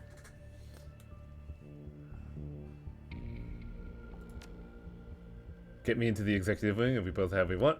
Fill your pockets, take what you like. I, on the other hand, will avail myself of the snack bar. The question is he insane or was he just bullshitting us?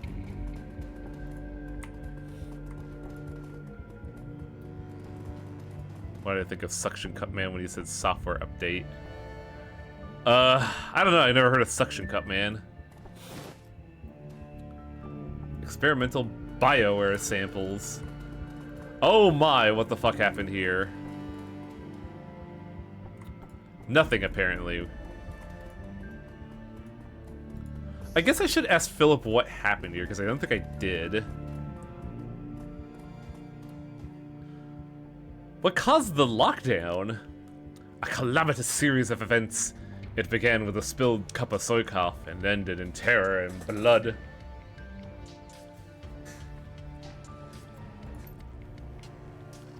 And...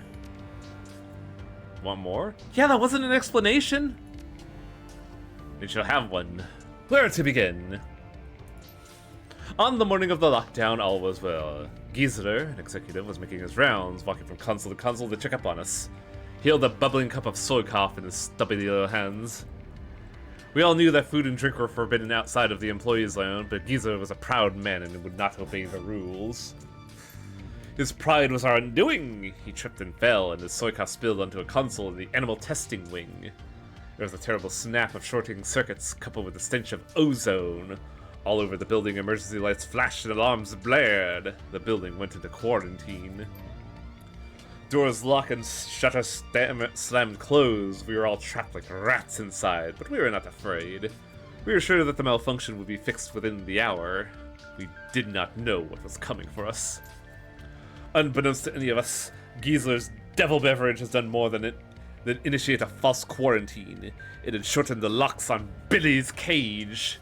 The albino basilisk slipped its bonds, and in that moment its reign of terror began. Within a half an hour of the spill, Billy had slaughtered everyone that could have disengaged the lockdown. Executives were torn limb from limb, their business attire shredded, their expenditure reports bathed in blood, and the rest of us are trapped inside with the savage beast. He falls silent, blinking, as he watches his expression clouds. When he speaks again, his voice is small. In the end, only Heiner and I remained. We managed to trap Billy in the underworld, but there was no hope of escape for us. It's been 2 years. Someone had to have come knocking by now. No. As far as the outside world was concerned, we were still under quarantine protocol. No one knew why and no one cared.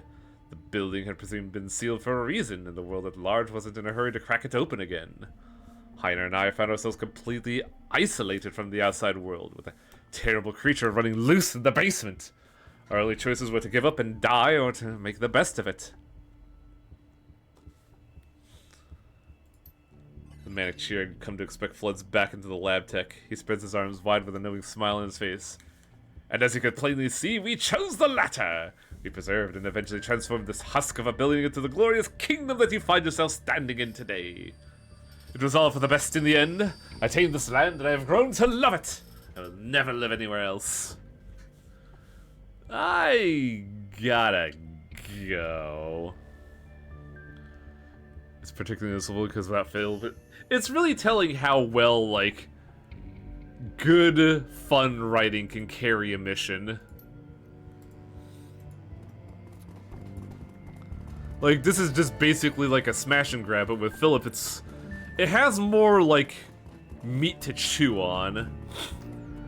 You want the answer to the other questions. Really? Like, we already know about that shit, right? Tell me about your peasantry. I love them, they love me. When I'm hungry, they're the ones who harvest the meat to cook from for the cultured organ labs. I'm needed of company, they keep me warm. They're drones, not people. You get that, right? They are people. They are my people. Just because you can't understand our bond, that doesn't mean it's real. Let it go, Chester. You're gonna change his mind. He's too far gone. You will see. You've killed 3 of my peasants, but I can activate more. They will return to me, and I will show them the love that only a true ruler can. I will bathe them in my affection, and they... Hang on a second. Just how many of them do you have in this building? Oh, hundreds. The security system here is quite state-of-the-art. User-friendly, too. It doesn't take long to figure out how to make some peasants wake up and others go to sleep. I allow the majority of my peasantry to rest peacefully, basking in the benevolence of my rule. I can wake them at any time, but why? I say let them rest. I have to check something real quick.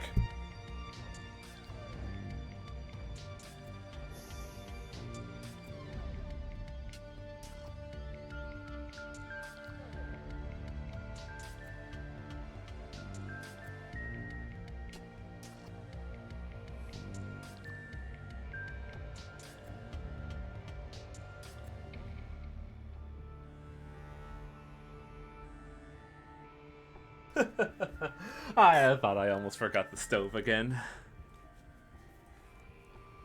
I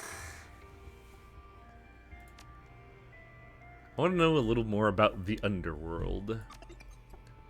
The nether realm that lies beneath the hallowed halls of Stutland Bioscience, a nightmarish labyrinth of dripping pipes and filthy brickwork. Billy rules supreme down there. To set foot in the underworld means certain death. Just to get this straight, we are talking about the sewer, right? The underworld is just the sewer. It's particularly lucky that you brought Blitz. I imagine since we're raiding a corporation, we would have wanted a hacker. Like, my greatest downside is that I am a wizard in a cyberpunk setting, so I need a man who is good with computer.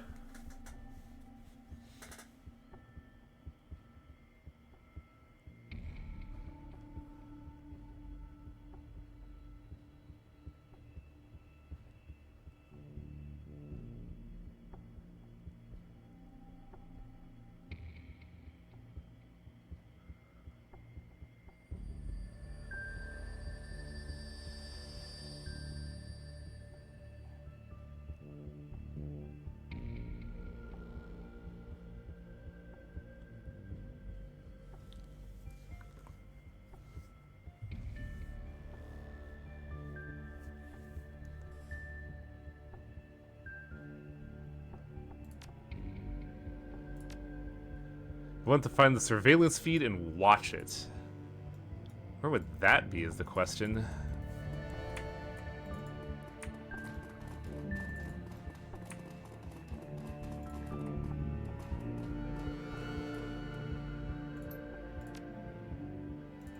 I only saw 2 terminals here.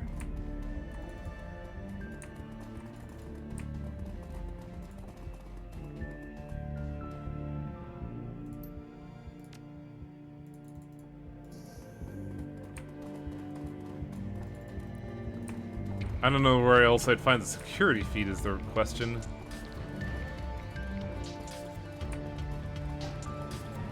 Oh, I think I know where, actually. The place we haven't expanded to yet.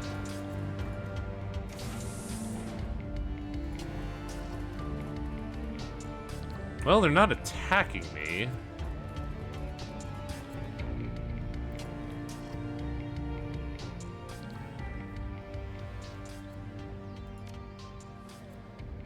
Paging through the computer's file system, you find a number of archived video feeds from the building surveillance system. In addition, episodes 1 through 6 of an old Slovakian period fantasy called Night Kings of Lightninghold have been saved to the machine's desktop. Oh god, they've been watching the first 6 episodes of a series for 2 years to stave off boredom. That explains a lot. I don't remember that show. It was horrible. Really, really bad. Made Neil the Orc Barbarian look like high art. Me and my buddies in the Schwarzers used to get high and laugh at it. It only ran for 7 episodes before it got pulled. Oh, so it got most of the series. Okay.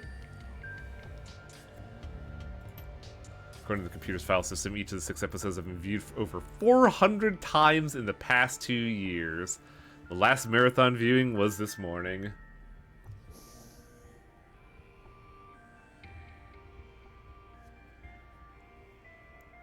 "18 months would have been a year and a half ago."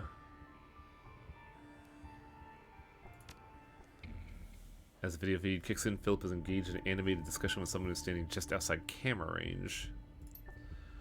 "Look, we survived this long. If we play our cards right and do a bit of rationing, I reckon we could live off the executive snack bar for a long time. We'll have plenty of fat and sugar, those won't be the problem. We got mixed nuts for protein, and we get our vitamins from diet bars.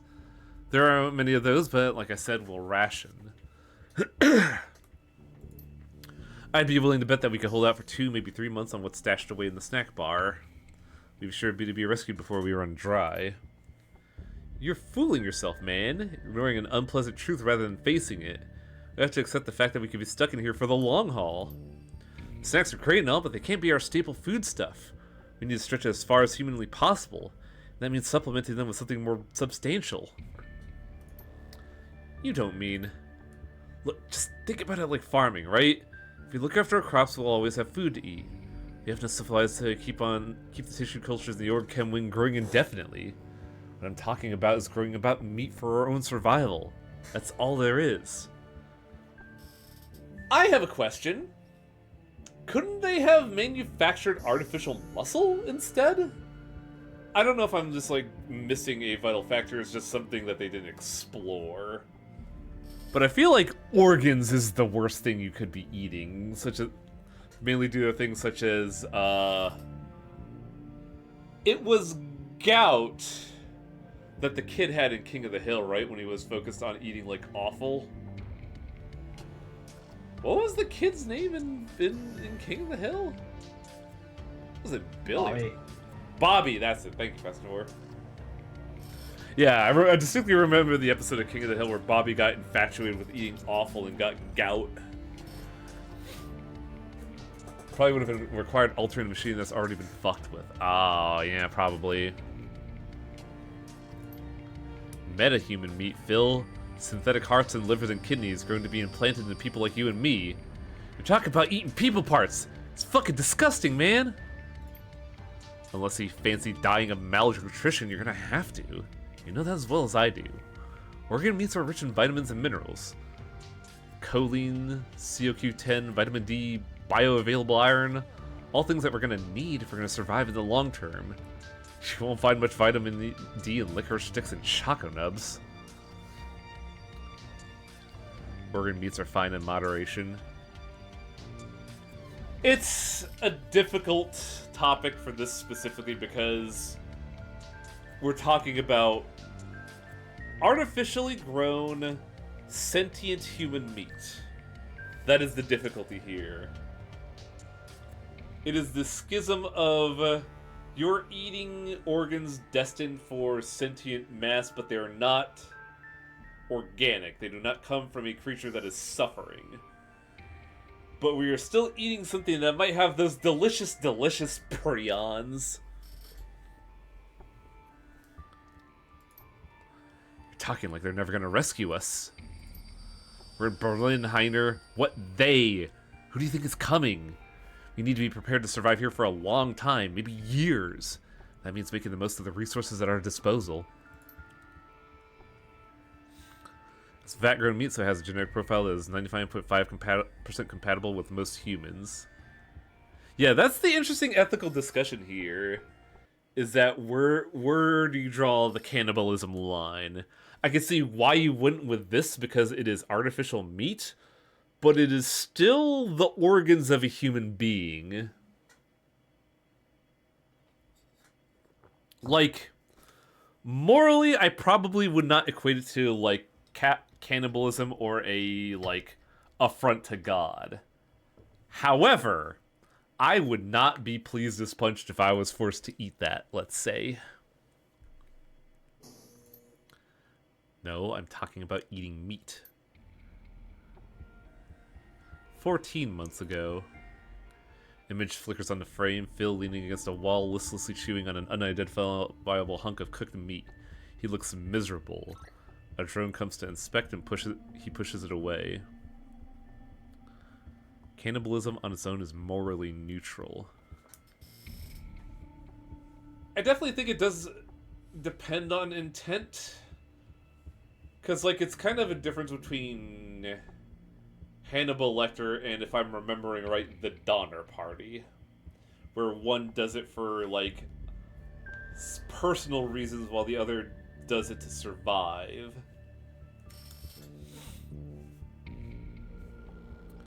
Cannibalism is not a crime, but desecrating a human body is. Huh. I think it's not illegal. Cannibalism isn't really illegal if it's consented. Yeah. I don't remember much with the Donner Party. Was that kind of an accepted thing? Or did they, like... Did they mercilessly murder someone so the rest could eat?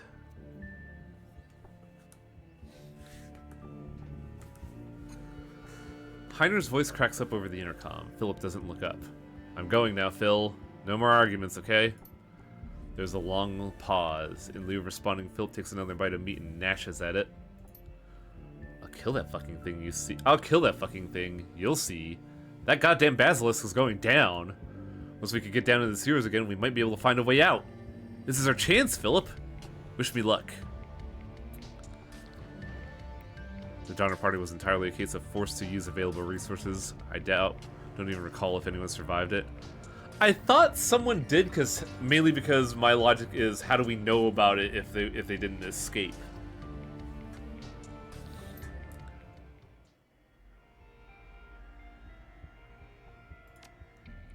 The video feed flickers on the screen, and you find Philip standing at the corner of the room. He looks haggard, exhausted, and carries a haunted look. Heiner is noticeably absent. Cheap synthesized music pipes in from somewhere off-screen. Philip turns to stare in the direction that the music came from. A smooth baritone voice sings out in a phrase in Slovakian. A half second later, a different voice shouts a translation in German. Some migrants were reported to cannibalism, mainly eaten by those who have succumbed to starvation, sickness, or extreme cold.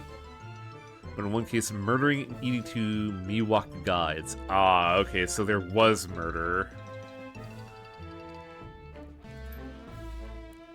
Night Kings of Lightning Hold!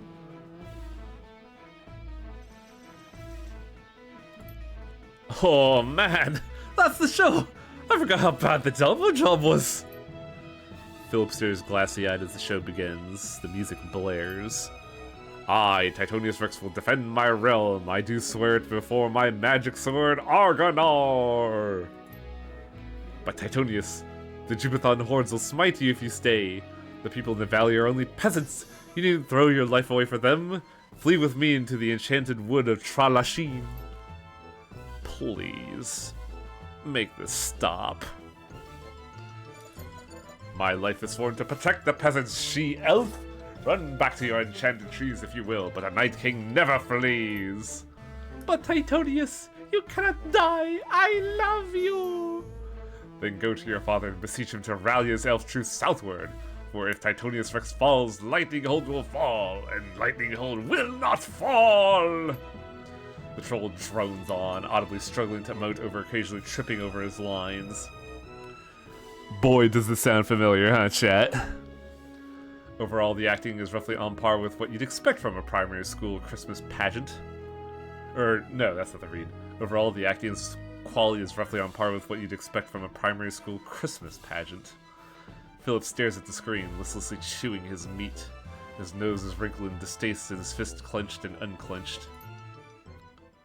I like Igerson to like, please, turn it off. I'm dying. Archaeological findings at Adler Cave Creek Camp proved inconclusive for the evidence of cannibalism. None of the bones tested at the Adler Creek cooking hearth could be identified with certainty as human. Did we stumble upon Shadowrun Don Quixote?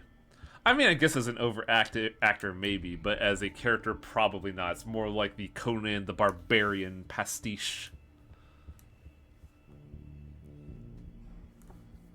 8 months ago. The screen flickers and a video feed of Philip pops. He's standing in the corner watching another episode. But father, Titonius Rex is risking his life, nay, his very soul, to defend Lightning Hold from the Jubathons. His enchanted sword, Argonar, feeds upon his honor and bravery and seeks to transform him from a noble Night King to an evil demon lord. Philip's lips move silently, mouthing the words as they are spoken. Evidently, he has committed the entire script to memory. My darling daughter, that is why I cannot send my troops. Your beloved Titonius Rex walks the knife's edge between light and dark every time he draws that devil blade. It is long past time you learned the truth about me, Brenna. Brenna, I was the one who trapped the demon lord Kanabrok within that blade. But father, you can't mean...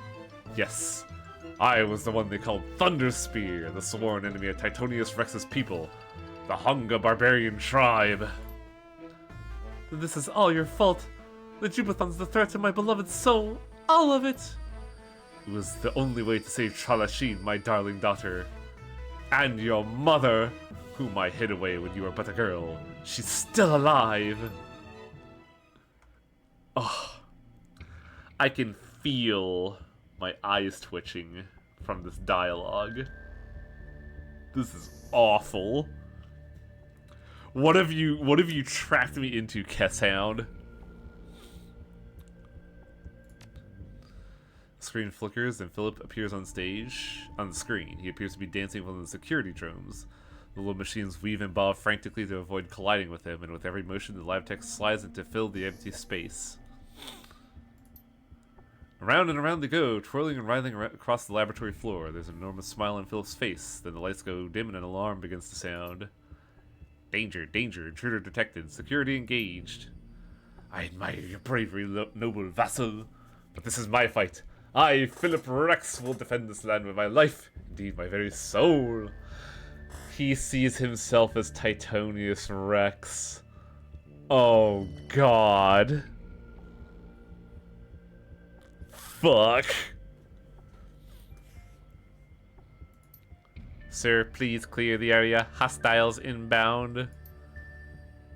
No, noble spirit, it's you who must... I repeat, clear the area. Hostiles inbound. Maybe you're right. I'm already a Night King. Perhaps this is your time to shine. I will not rob you of this moment of glory. I will allow you your moment in the sun, and when you return victorious, I will grant you lands and titles to reward your heroism. Please clear the area. Huh.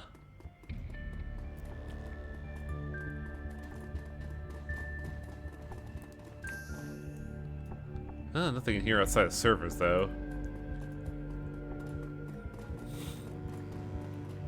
With no one else to talk to? Yeah, fucking hell.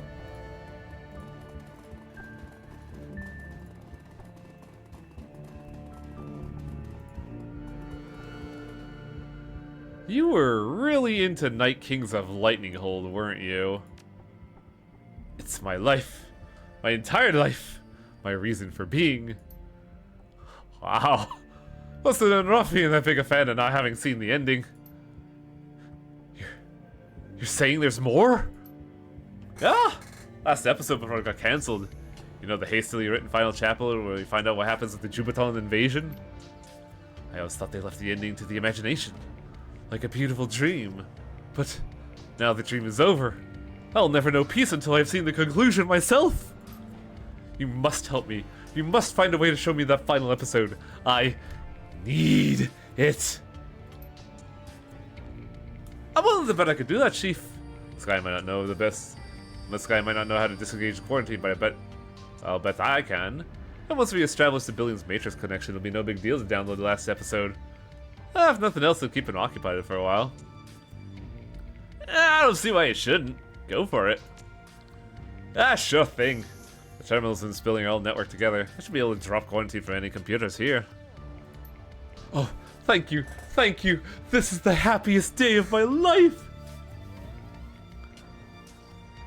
Anyone ever seen Nadesco? Yes, I streamed it recently for I actually saw you. I actually caught a glance of you streaming that one day, and I was just like, oh, cool. I wish I wasn't busy.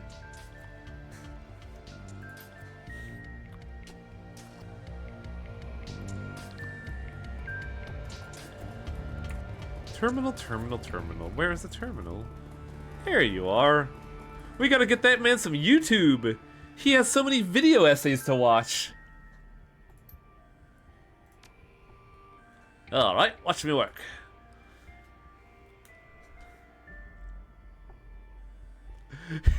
Plugs in his computer, punches the escape key and then the Y key. Good hacking, man. That can't have been it, right?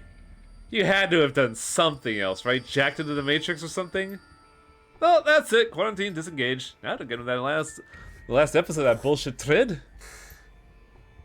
His fingers dance over the Decker's keypad, and a few minutes later he glances up with a smile. Done and done. A horrible conclusion to that show is waiting on Phil's media center. Don't know how it ends? Not particularly. Too bad, because I'm telling you anyway. Titonius, Rex, and Zel Sweetie's dad made up. A bunch of elves fight the Jubathons and get their ass kicked. Oh, Cabrock, the Demon Lord, subplots drop because the show's effect Budge got caught. In the end, Titonius saves Lightning Hold by rallying a peasant revolt. Comes out of nowhere, barely makes sense, and the whole thing ends in a vomit-inducing love scene. It's a goddamn train wreck. Hey, whatever, man. If it keeps him happy.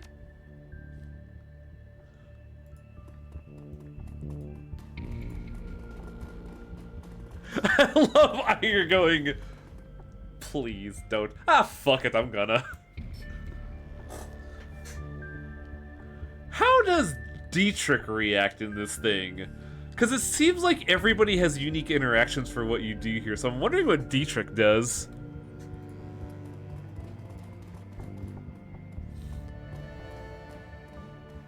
The quarantine's off. The final episode should be on your computer. Peace will be known and brought to the land! Wahoo! We got karma for giving him his animes. He laughs his ass off. Well, I mean, like, throughout the whole thing. What's his take on the whole, like, vibe of this thing? Because admittedly, I thought Glory didn't matter to this until she had, like, that one little, like, interjection there. This is not anime. Oh, it's anime. Oh, animation is anime. Oh, right. This anime, Captain Mikey. What was that? Yeah, Howard's favorite anime, Captain Mikey, yes. I can't quite catch what you're saying at the end there. Your favorite, yeah, like everybody's favorite anime, Captain Mikey. I have never heard of that. You know, it's American made anime, quote unquote anime, blah blah blah. It had was it Asian Kung Fu Generation? I forget who made the song, the intro song. Oh god, Beowulf knows what this is. I have to look at it now. Kappa Mikey. What the fuck is this? What the fuck is this? This has like 4 different art styles. Yeah, it's I think it was a Kids on UB or something like that. It was What the it was an actual show. How did they have 8 different art styles? Also, this feels like cultural appropriation. It's basically like joke of the time of how the West sees anime kind of thing. Yeah. Yeah, kind of. But also, but the best thing about the party is like it's the intro music, intro song for it though. I'm kind of morbidly curious, but I don't want to get DMCA'd by Kappa Mikey. I'm sure someone will link it. You have given me everything, my whole heart's desire. The hidden knowledge of Titonius Rex's victory is mine, and I will be a better ruler of it. And also sugary snacks. I have it all, thanks to you, noble sir. All thanks to you. Don't worry about it, man. It wasn't even all that difficult. Spoken like a true hero. Farewell, my friend, and perhaps one day I'll be able to come to your aid in return. That'd be great. I'm sure you'd be a really big help.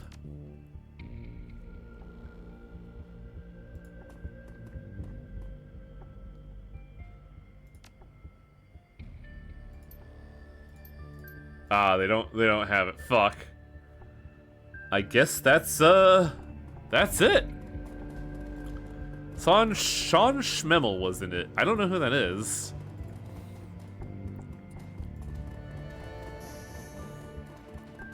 Also, this is... Oh, I see what's going here. Yeah, this is not a how to draw manga. It is, but it isn't. Because there's also, like, traditional Western animation styles, and it's fucking weird, dude. English Goku! What? Hello? What the fuck is this show? I feel like everybody is blitz telling me how a TV show ends. As you emerge, blinking into the light of day, you find yourself face to face with a veritable wall of security personnel. A man in an expensive suit raises a megaphone to shout at you. Stay where you are! The megaphone isn't necessary, man. I'm right here. You'll place the stolen Bioware samples that you're carrying onto the ground and lie on your belly with your hands on your head. Do it now or I'll order my men to open fire. I didn't steal anything. The owner of this material commissioned me to retrieve it for him. Escabel, you mean? Yeah, we know all about him. He has quite the reputation back in Spain. We're with the Chihuahua street scum, and that material infringes on 15 of our company's patents. The organs you're carrying are based on our intellectual property. This is unfucking believable. 2 years and you choose today to come visit? You think that was a coincidence? We came when the quarantine was broken. We had our place on this eye on this place since the lockdown went into effect. You called us here when you opened the doors. By the way, you could have broken into this place months ago. The building was quarantined, idiot. It's cheaper to set up a camera than it is to mount a hazmat cleanup effort. As long as the counterfeit merchandise was contained, we didn't care what was in there. It will not hit the streets. Now shut your mouth and hit the floor or order my men to open fires. Don't make me kill you, man. Idiot Shadowrunner. You people don't know when you keep your mouth shut. You will not threaten this man, Jubathon dog! The fuck? Too long have my people lived in fear of your aggression. I, Philip Rex, will protect this land from your mongrel deprivations. You two enter the building. Find out whoever's on the intercom and silence them. Yes, sir. As for you, peasants, arise and defend your home. You need only believe in yourself. The power is yours.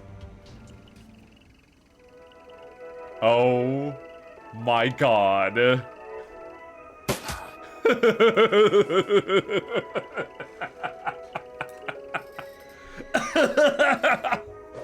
The music is so bad.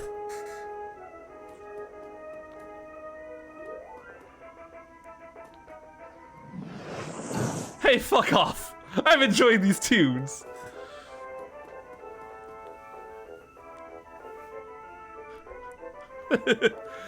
Thank you, Kiss Hound. This is pretty good. What the fuck am I gonna do? I could just bomb the shit out of these guys, but I'm also in open cover, and that would be incredibly bad.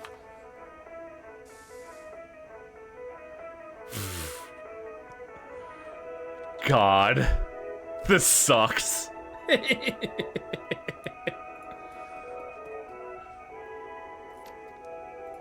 even has sweet guitar riffs. What the hell? Is this the town theme to King's Quest V or something? I don't know, man. Maybe.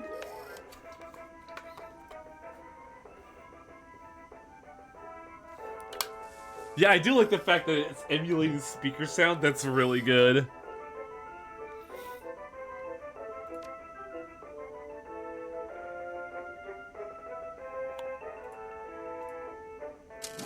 We also gotta get Blitz to cover.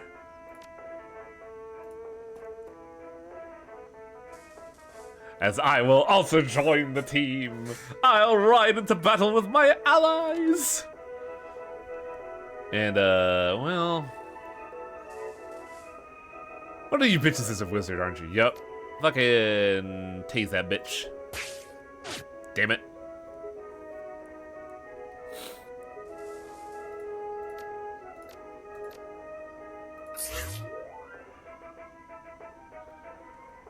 Oh, man. What a dumb fucking mission. This rules.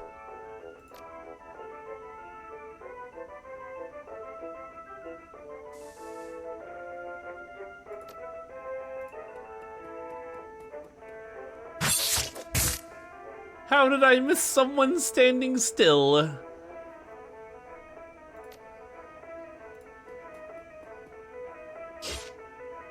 Oh, Glory, you're fucking swing for the fences today, aren't you?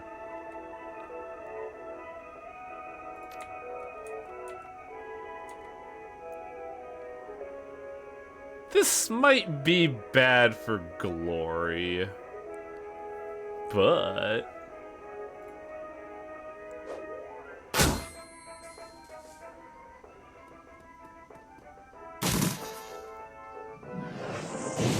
Holy shit! Oh, we're all just getting stunned here, aren't we?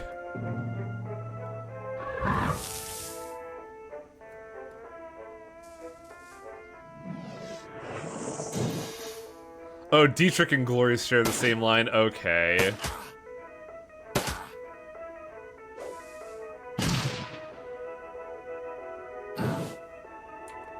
This is a very awkward situation I find myself in.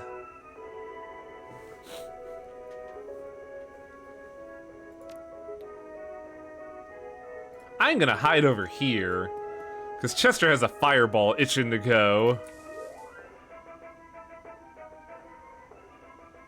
I think if I have to hit something, I have to hit the mage.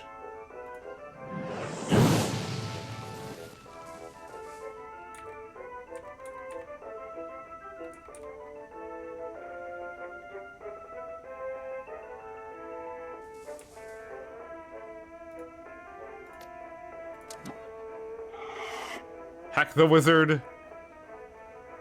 Oh, was that a free action? Oh, because the fucking drone is knocked unconscious. Shit.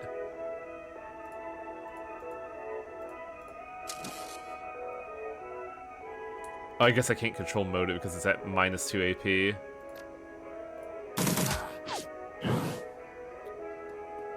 Wait, how'd they get their AP back? I stunned them.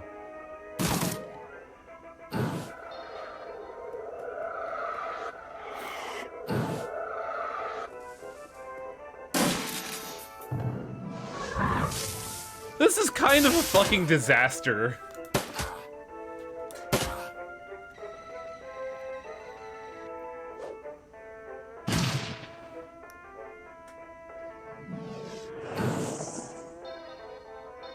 Wait. Did their elemental go berserk?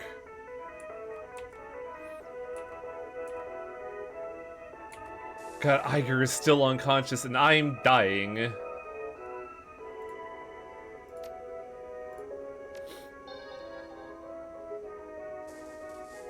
Uh, 3 AP. Let's take some cram.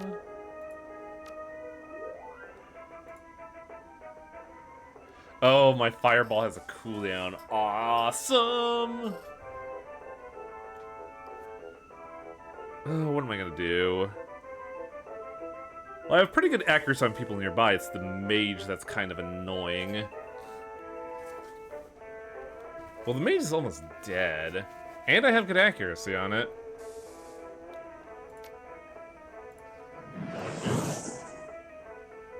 Fucking hell. That guy's down. Enemy shaman have terrible spirit control, so they almost always go rogue. That feels like an oversight. Is that just in this game, or is it throughout all of the Shadowruns? Also, who's the bitch who's been constantly you? Stop that. Well, at least Iger has her actions back.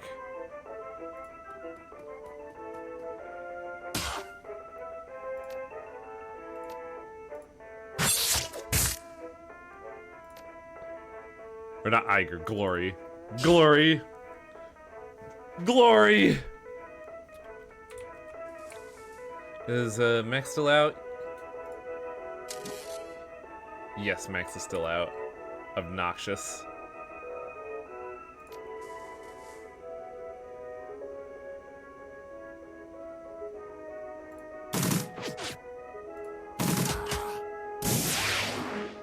The hell was that?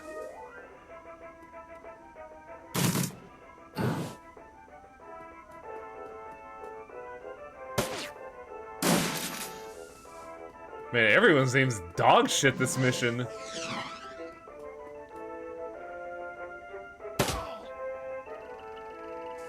Did the drone kill the man in black for me? Is that what just happened?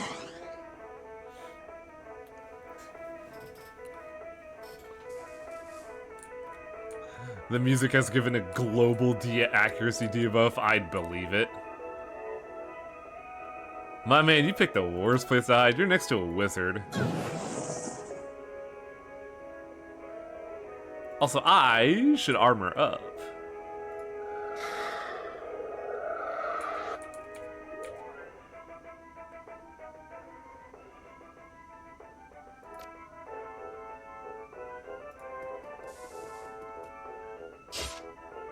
Holy shit, Iger's missing everything.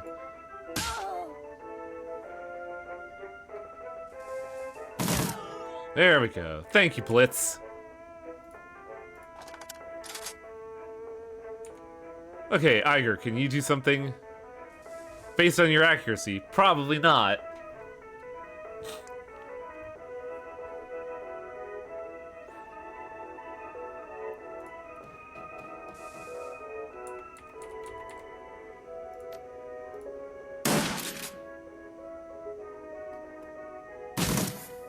No, don't shoot our buddies.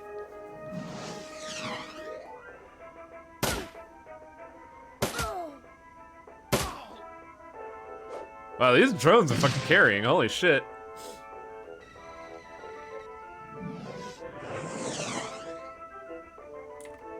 Okay.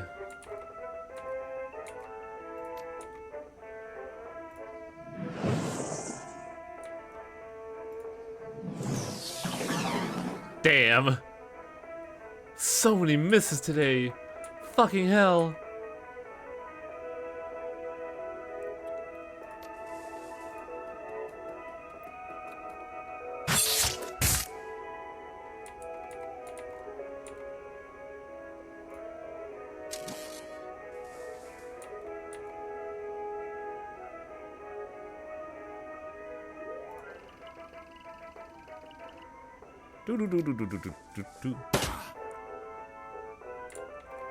God, cover does a lot of work.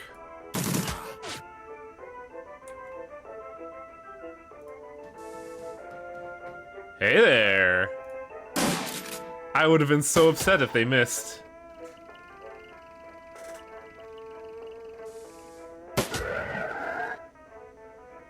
As the smoke begins to clear, a cry of jubilation sounds over the Shadowrun Bioscience building. Well done! We've done it! The Jupiter hordes have been defeated! With this great victory, I declare a new age of exploration and commerce! My peasants will form trade agreements with our neighboring kingdoms for the betterment of all! Yeah, Phil? I hope that works out great for you. Farewell, stalwart sir. We will remember you always. And then he gets into the isekai boom, and everything goes downhill for him. You hear the rustling and sound of Phil pushing himself away from the intercom. A few seconds later, the billion's external speakers fall silent. What a shit show. Like, even the fight was just kind of fucking clown shoes o'clock.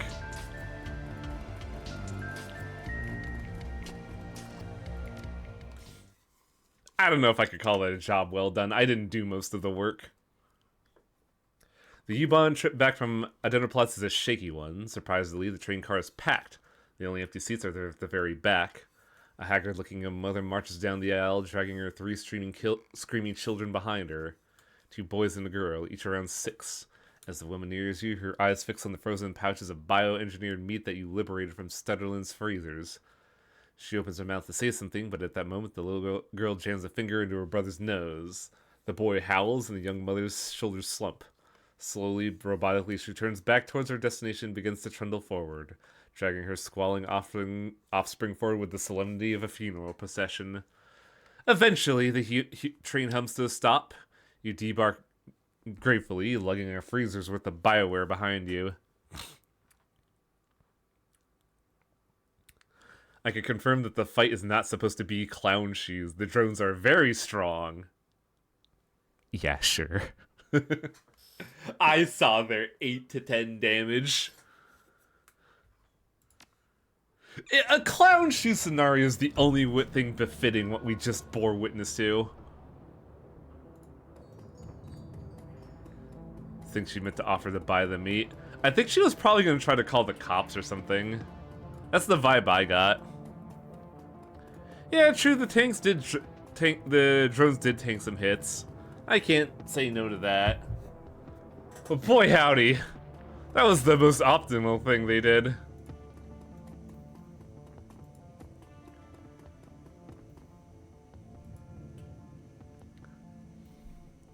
Ah, you're back. You have my merchandise? I do, in fact. It's right here. So you do. Yes, this is exactly what I've been waiting for. Good work, Chester. The doctor turns away, rifling through the samples and inspecting their labels. He looks like a kid in a candy store. As per our agreement, there will be no monetary compensation for this run, but if you give me a moment, I will add the samples that you've recovered to my inventory. I think you'll be pleasantly surprised. And now, if you'll excuse me. Hang on, there's a few more details we need to discuss. Fine, but let's make this quick. I want to get this merchandise logged into inventory before it starts to thaw. Do you want to know what caused the lockdown? Yes, I suppose I do. Go ahead, tell me, I'm all ears. It was a stupid accident. Somebody spilled the soy cough on a control console and a bunch of test animals killed the researchers. That's frustrating. But I suppose it's all water under the bridge. I have my merchandise, after all. The Shiwase had their eyes on the building. I had to fight one of their retrieval teams. Oh, I can't say that I'm surprised. They were instrumental in engineering my downfall back in Spain. The bastards brought all manner of drummed-up charges against me. The tabloid press is at a field day. I wouldn't worry about Shibase. They may have their files on me, but they won't take any direct action against the Cruise Bazaar. I have information on their executives that would be quite embarrassing if it came to light. One of the researchers survived. He's gone quite insane over the years. He refuses to leave. Thinks he's something called a Night King. How tragic. As far as I'm concerned, he could stay for as long as he likes. The lease is paid through 2061, and I don't need the building for anything. That's uncharacteristically generous of you. The money's already spent, Chester. I can't get a refund, and the cleanup cost of getting the building up and running would ruin me. So, it's going to sit idle one way or another. Anyway, I have what I need from the facility. If your little friend wants to play out his fantasies in there, he's more than welcome to. I wash my hands of it. I guess that's all I needed. I'll let you get back to your inventory. Zero Essence modding.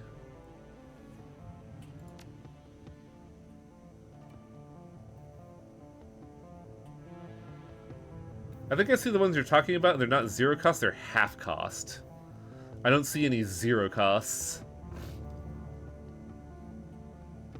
Oh, paint editor. A cluster of specialized things, +1 willpower, -1 intelligence. Is that good for me?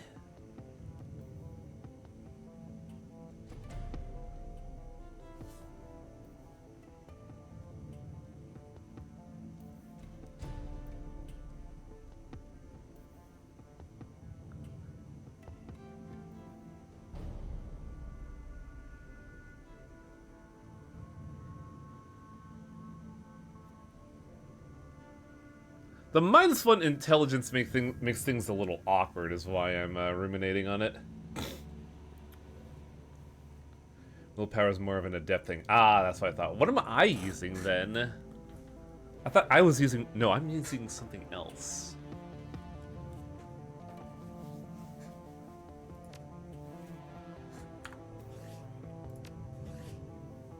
I am using willpower. Huh. We did get karma, though, baby. I need that intelligence 4.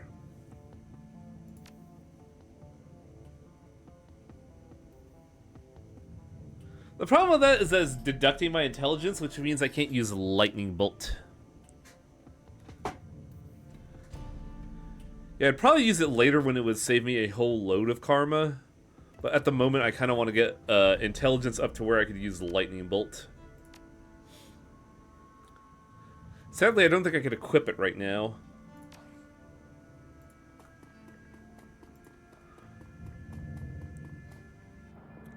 I'd imagine it could let you exceed your cap because, the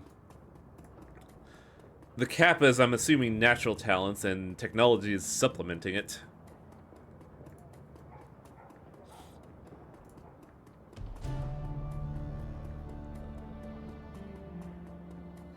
Have you checked this? The mace shop has better armor? I literally just bought it, is the thing. Oh, hey, hang on. Oh, wow, we're already level 5? Wow, that's quick. Iger gains a customized Ranger Arms SM3, damage 20, cap 6, AP 2. Or +1 movement. Will dodge the first attack each round. Duration 3, cooldown 4. Oh, that's an active ability.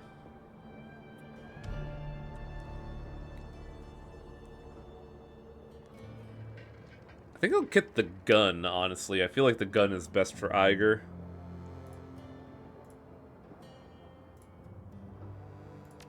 Oh, I should probably do it to everyone, shouldn't I? Electrocore. AoE is increased by 1 or cost 1 AP to cast.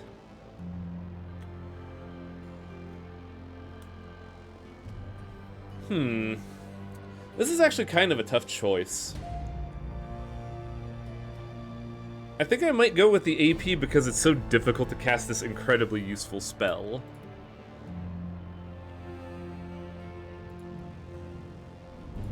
Adrenal Pump lasts an additional round for a total of 4 rounds. Or Glory can use her Adrenal Pump on a downed ally to revive them. I don't think I want to rely on something that would mean shit's going bad. I think I'll go with the cooldown reduction. Gain a better cyber deck, or... Oh, wait. Fairlight Excalibur cyber deck, replacing his old Virtuette X. Or gain a Hydraulic Jack cyberware, increasing his move speed by 4 as an AP0 action. No. Give me the gear.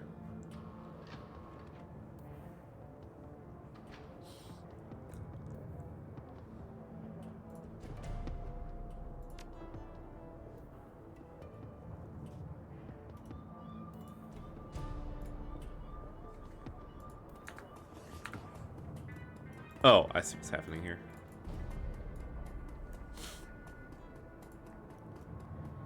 Did we get paid? Oh, no, wait, right. He's explicitly mentioned that we would not be getting paid for this mission. What was even the point of this?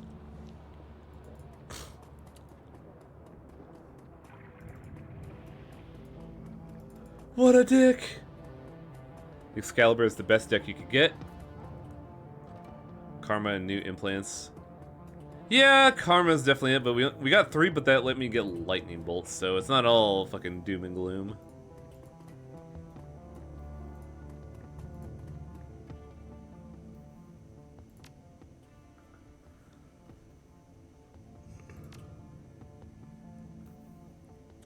Yeah, I don't think we have anything new at the moment. Because I own the best thing he has right now. The other thing is for Kung Fu boys, and we are not Kung Fu. If anything, we're the scheming Vizier.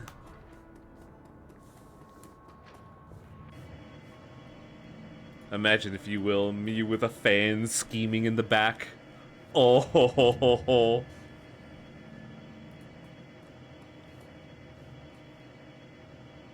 Well, first off, let's save. I don't think... Well, no, what we should do is go back and get the team's vibe on this. Where's your Cobra staff? I traded it for the fan. I like the Ojo-sama. I like the Ojo-sama vibe. I'm a pretty princess after all.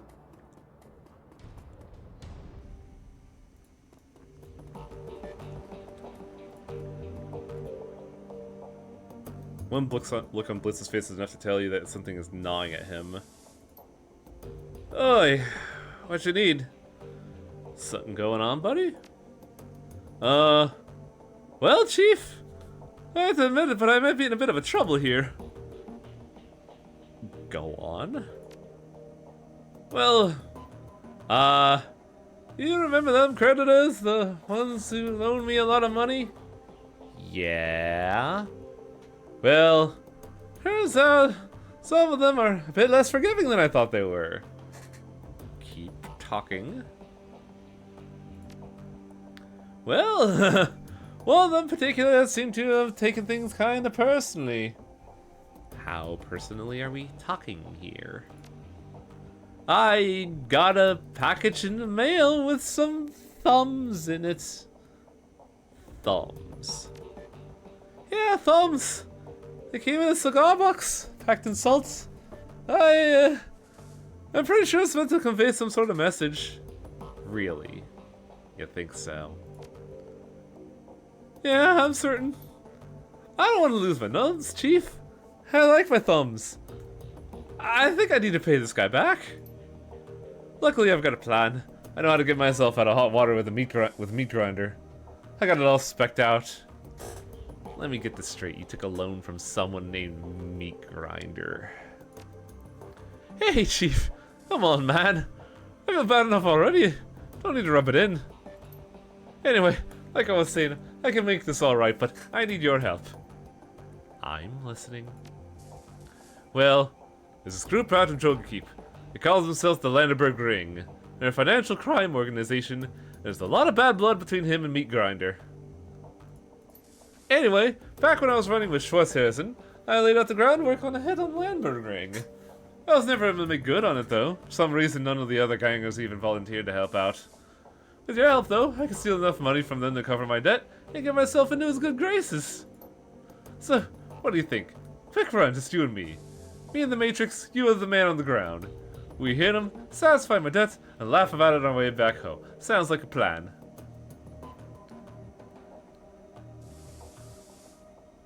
Alright, man, but in the future, you're gonna need to be more upfront about things like this. No problem. No problem at all. You can count on me. Now, if you excuse me, I got some, last-minute stuff to get started on. Oh, and, thanks. No sweat, bud. Meet you at the U-Bahn?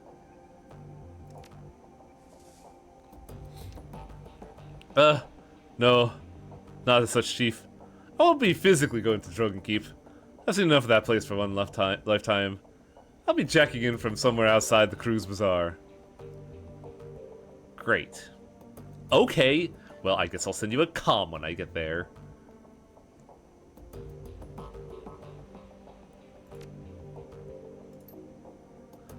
Oh boy.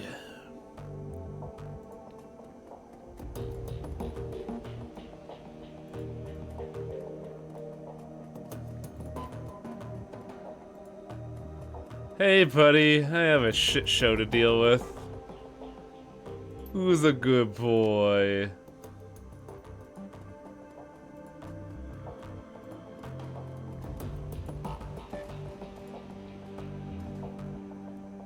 This is the best of times. Come back later when you want to talk. Oh. Why does Iger not want to talk? Oh, because we have a job. Oops. Damn. I guess we won't learn about the shit show.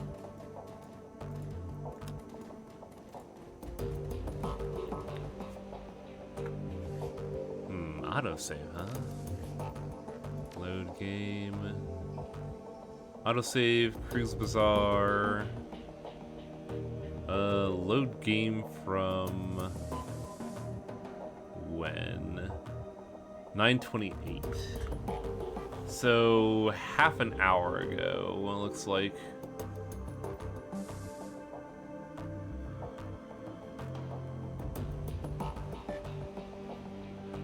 Well, more like 15 minutes ago.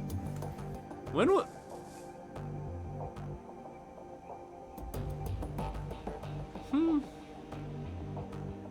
It sounds like it's just when we get off the Autobahn. So we would just have to recap with,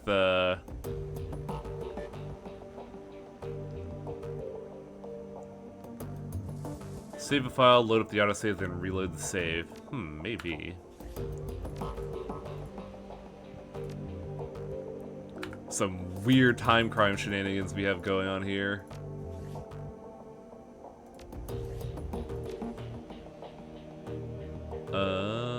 Autosave. Well, I don't think the debriefs affect anything. I do want to hear their reactions, though.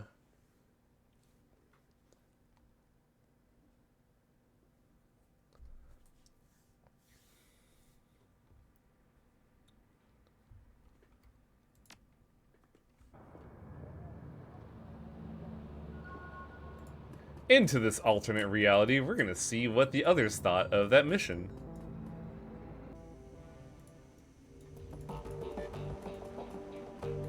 God, imagine getting a box of thumbs in the mail. It'd be so fucked.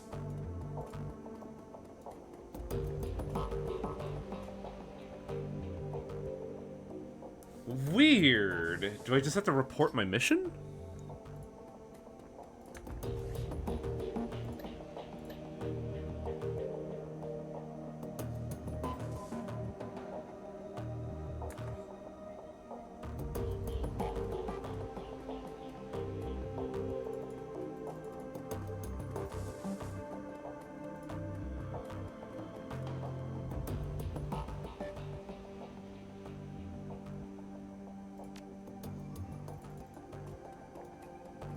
That's weird though, because typically you'd report that in. Like, you don't have to report that in. That's why I'm a little flummoxed.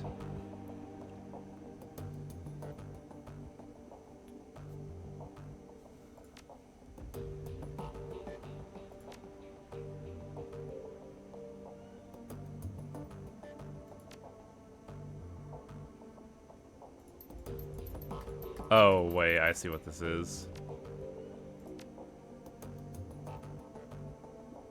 Do you have to let hand in the samples? Oh, I see what you're getting at. Hang on. If that's the case and it's already like that, then we could just load our game and then complete the mission. Because it seems like they're still in mission mode until we do that.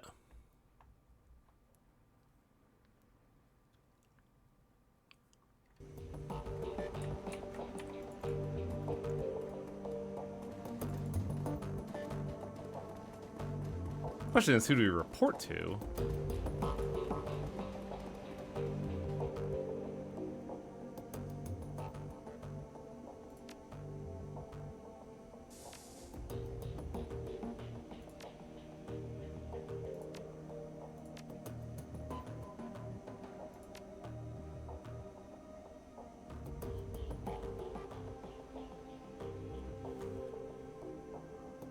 The thing is, I don't think Blitz's quest overrid that, because when we loaded the autosave, we hadn't taken Blitz's quest yet. So I'm wondering why the team is saying it's not a good time to talk. Oh, I see what you're getting at. Because we're on the sabotage mission at the moment, everybody else is, Oh. Right. I think it's because we're on the sabotage thing that everybody's locked in.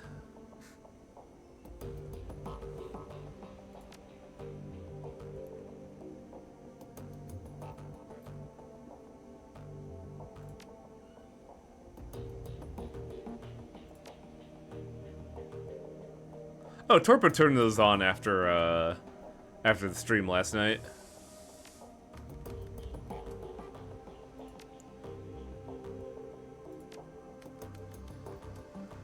I guess that mission was kind of like an in-between that doesn't really indicate anything.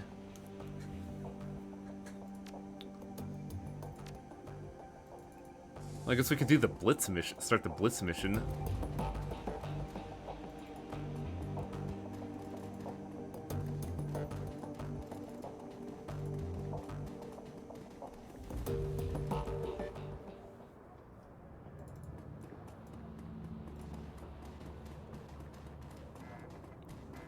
I hope he gets to be a better decker, because man, I'm kind of getting frustrated with how ineffective the robot is.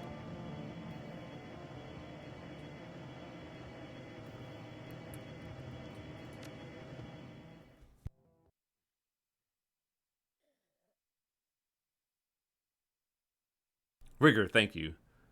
Dragonkeep. It'd be high up on anyone's list of places to avoid, but this is where you're headed.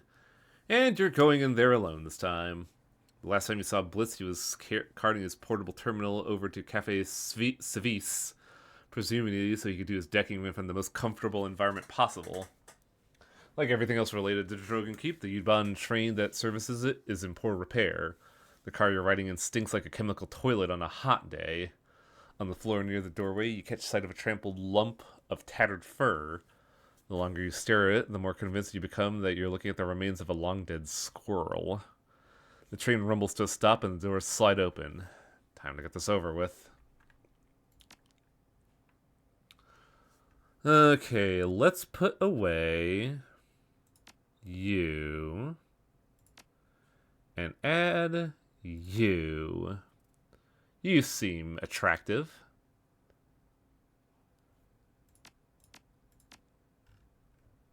And let's get some medkits in there.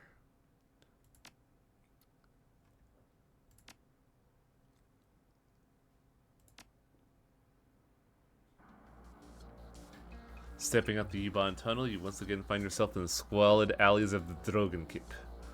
This place is a pit. Piles of waste, human and otherwise, litter the street. The gutted husk of commercial buildings stand hollow and empty all around you. Your comlink cackles to life and you can hear the distant sounds of Cafe Service. Merriment, laughter, the clink of silverware and china. Blitz's voice cuts in a second later. Hey, Chief! Ready to do this thing? Yeah, say, I got a question for you. Yeah? You hear the slurping sound, presumably Blitz taking a sip of steamy hot soy cough. The only scene that you see out here is your own breath condensing in the frigid night air. What's up? Never mind, let's get this over with. Oh, come on, Chief, where's your sense of adventure? I mean, you get to rob a bank? How whiz is that? Another distant roar of laughter cackles over your comlink. Presumably the patrons of Cafe Service are having a lovely evening. You owe me for this, man. Yeah, Chief. Yeah, I do.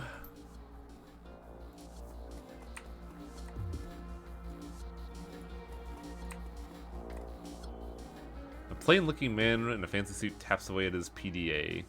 He's an older guy in his late 50s. In the filth-strewn streets of Drogan Keep, he stands out like a sore thumb. Chester Harding, right? I might be who's asking. My name is Hassenkampf. I'm Mr. Grinder's accountant. What a remarkable coincidence. Mr. Grinder sent me to ensure that the money transfer goes according to plan. When you enter the building, I'm going in with you. How did Meat Grinder know that I would be here? Your pal Blitz. He sent Mr. Grinder a message with a complete breakdown of your plan an hour ago. Oh, that's all water under the bridge. Let's get this thing over with. Amen to that. I want to get home before my grandkids go to bed. Couldn't agree more. Could you get the door open so we can get inside? You got it, Chief? This will only take 5 seconds. Oh god, okay. Oh, this mission blows. I have to both hack a supercomputer and protect an accountant as a mage. What the fuck, Blitz?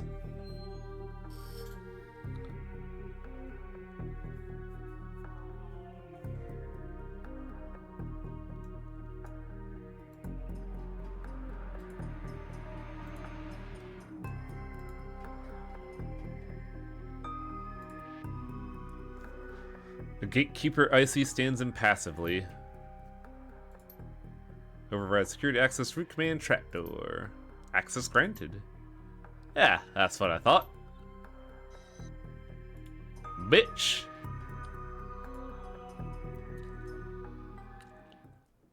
Don't you wish you had Rian's fapoon right now? I don't know about that one.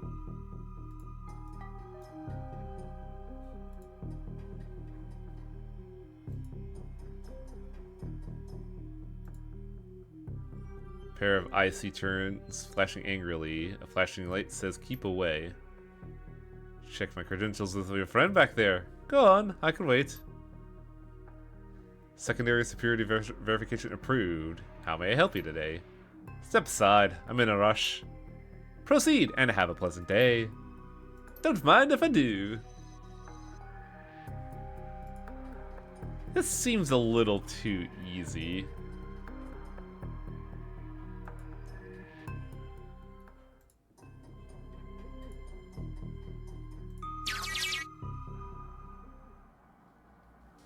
Ah, that should do it. We're gonna have to head inside. The main server shouldn't be that far ahead. A shocking display of competence from the red-headed disaster. That's what Mr. Grinder calls you, pal, by the way.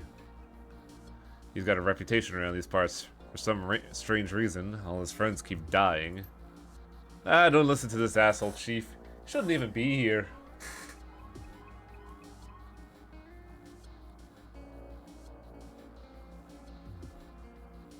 We're kind of stuck with him until the thing's over.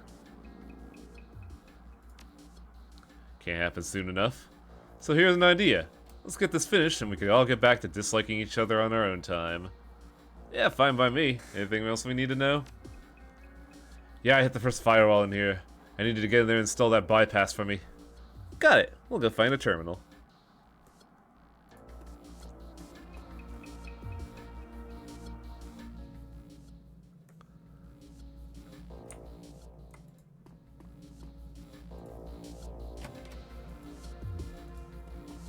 Oh, this is going to be a fucking disaster. I could tell. This place is a dump. Whee! Crud sticks! They're all blank. You don't think the Lambert ring will leave them in an unlocked drawer if they had any on you? Yeah, you're probably right. It couldn't be hurt to check. Sure enough, the stick is blank, so next we try, and the next. Told you so. Come on, let's keep moving.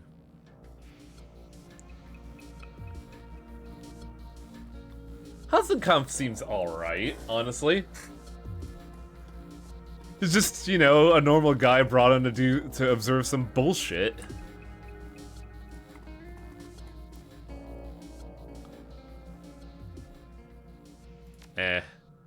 I don't think it's worth digging through a fucking trash can. This, however...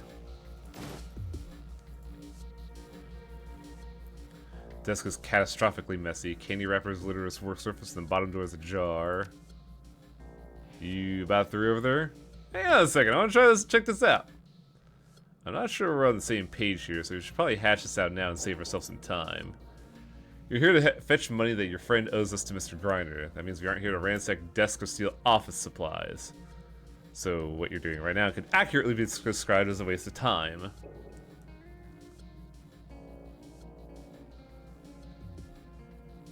Yeah. Fucking sure. Fucking suits.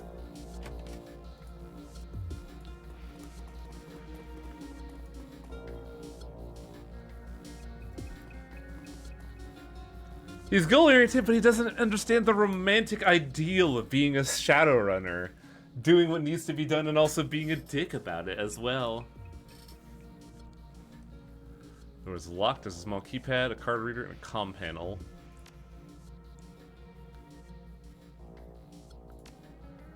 Is this the terminal? Oh, it's beyond there.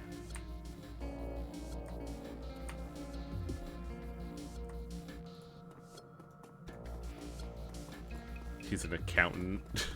Got me there.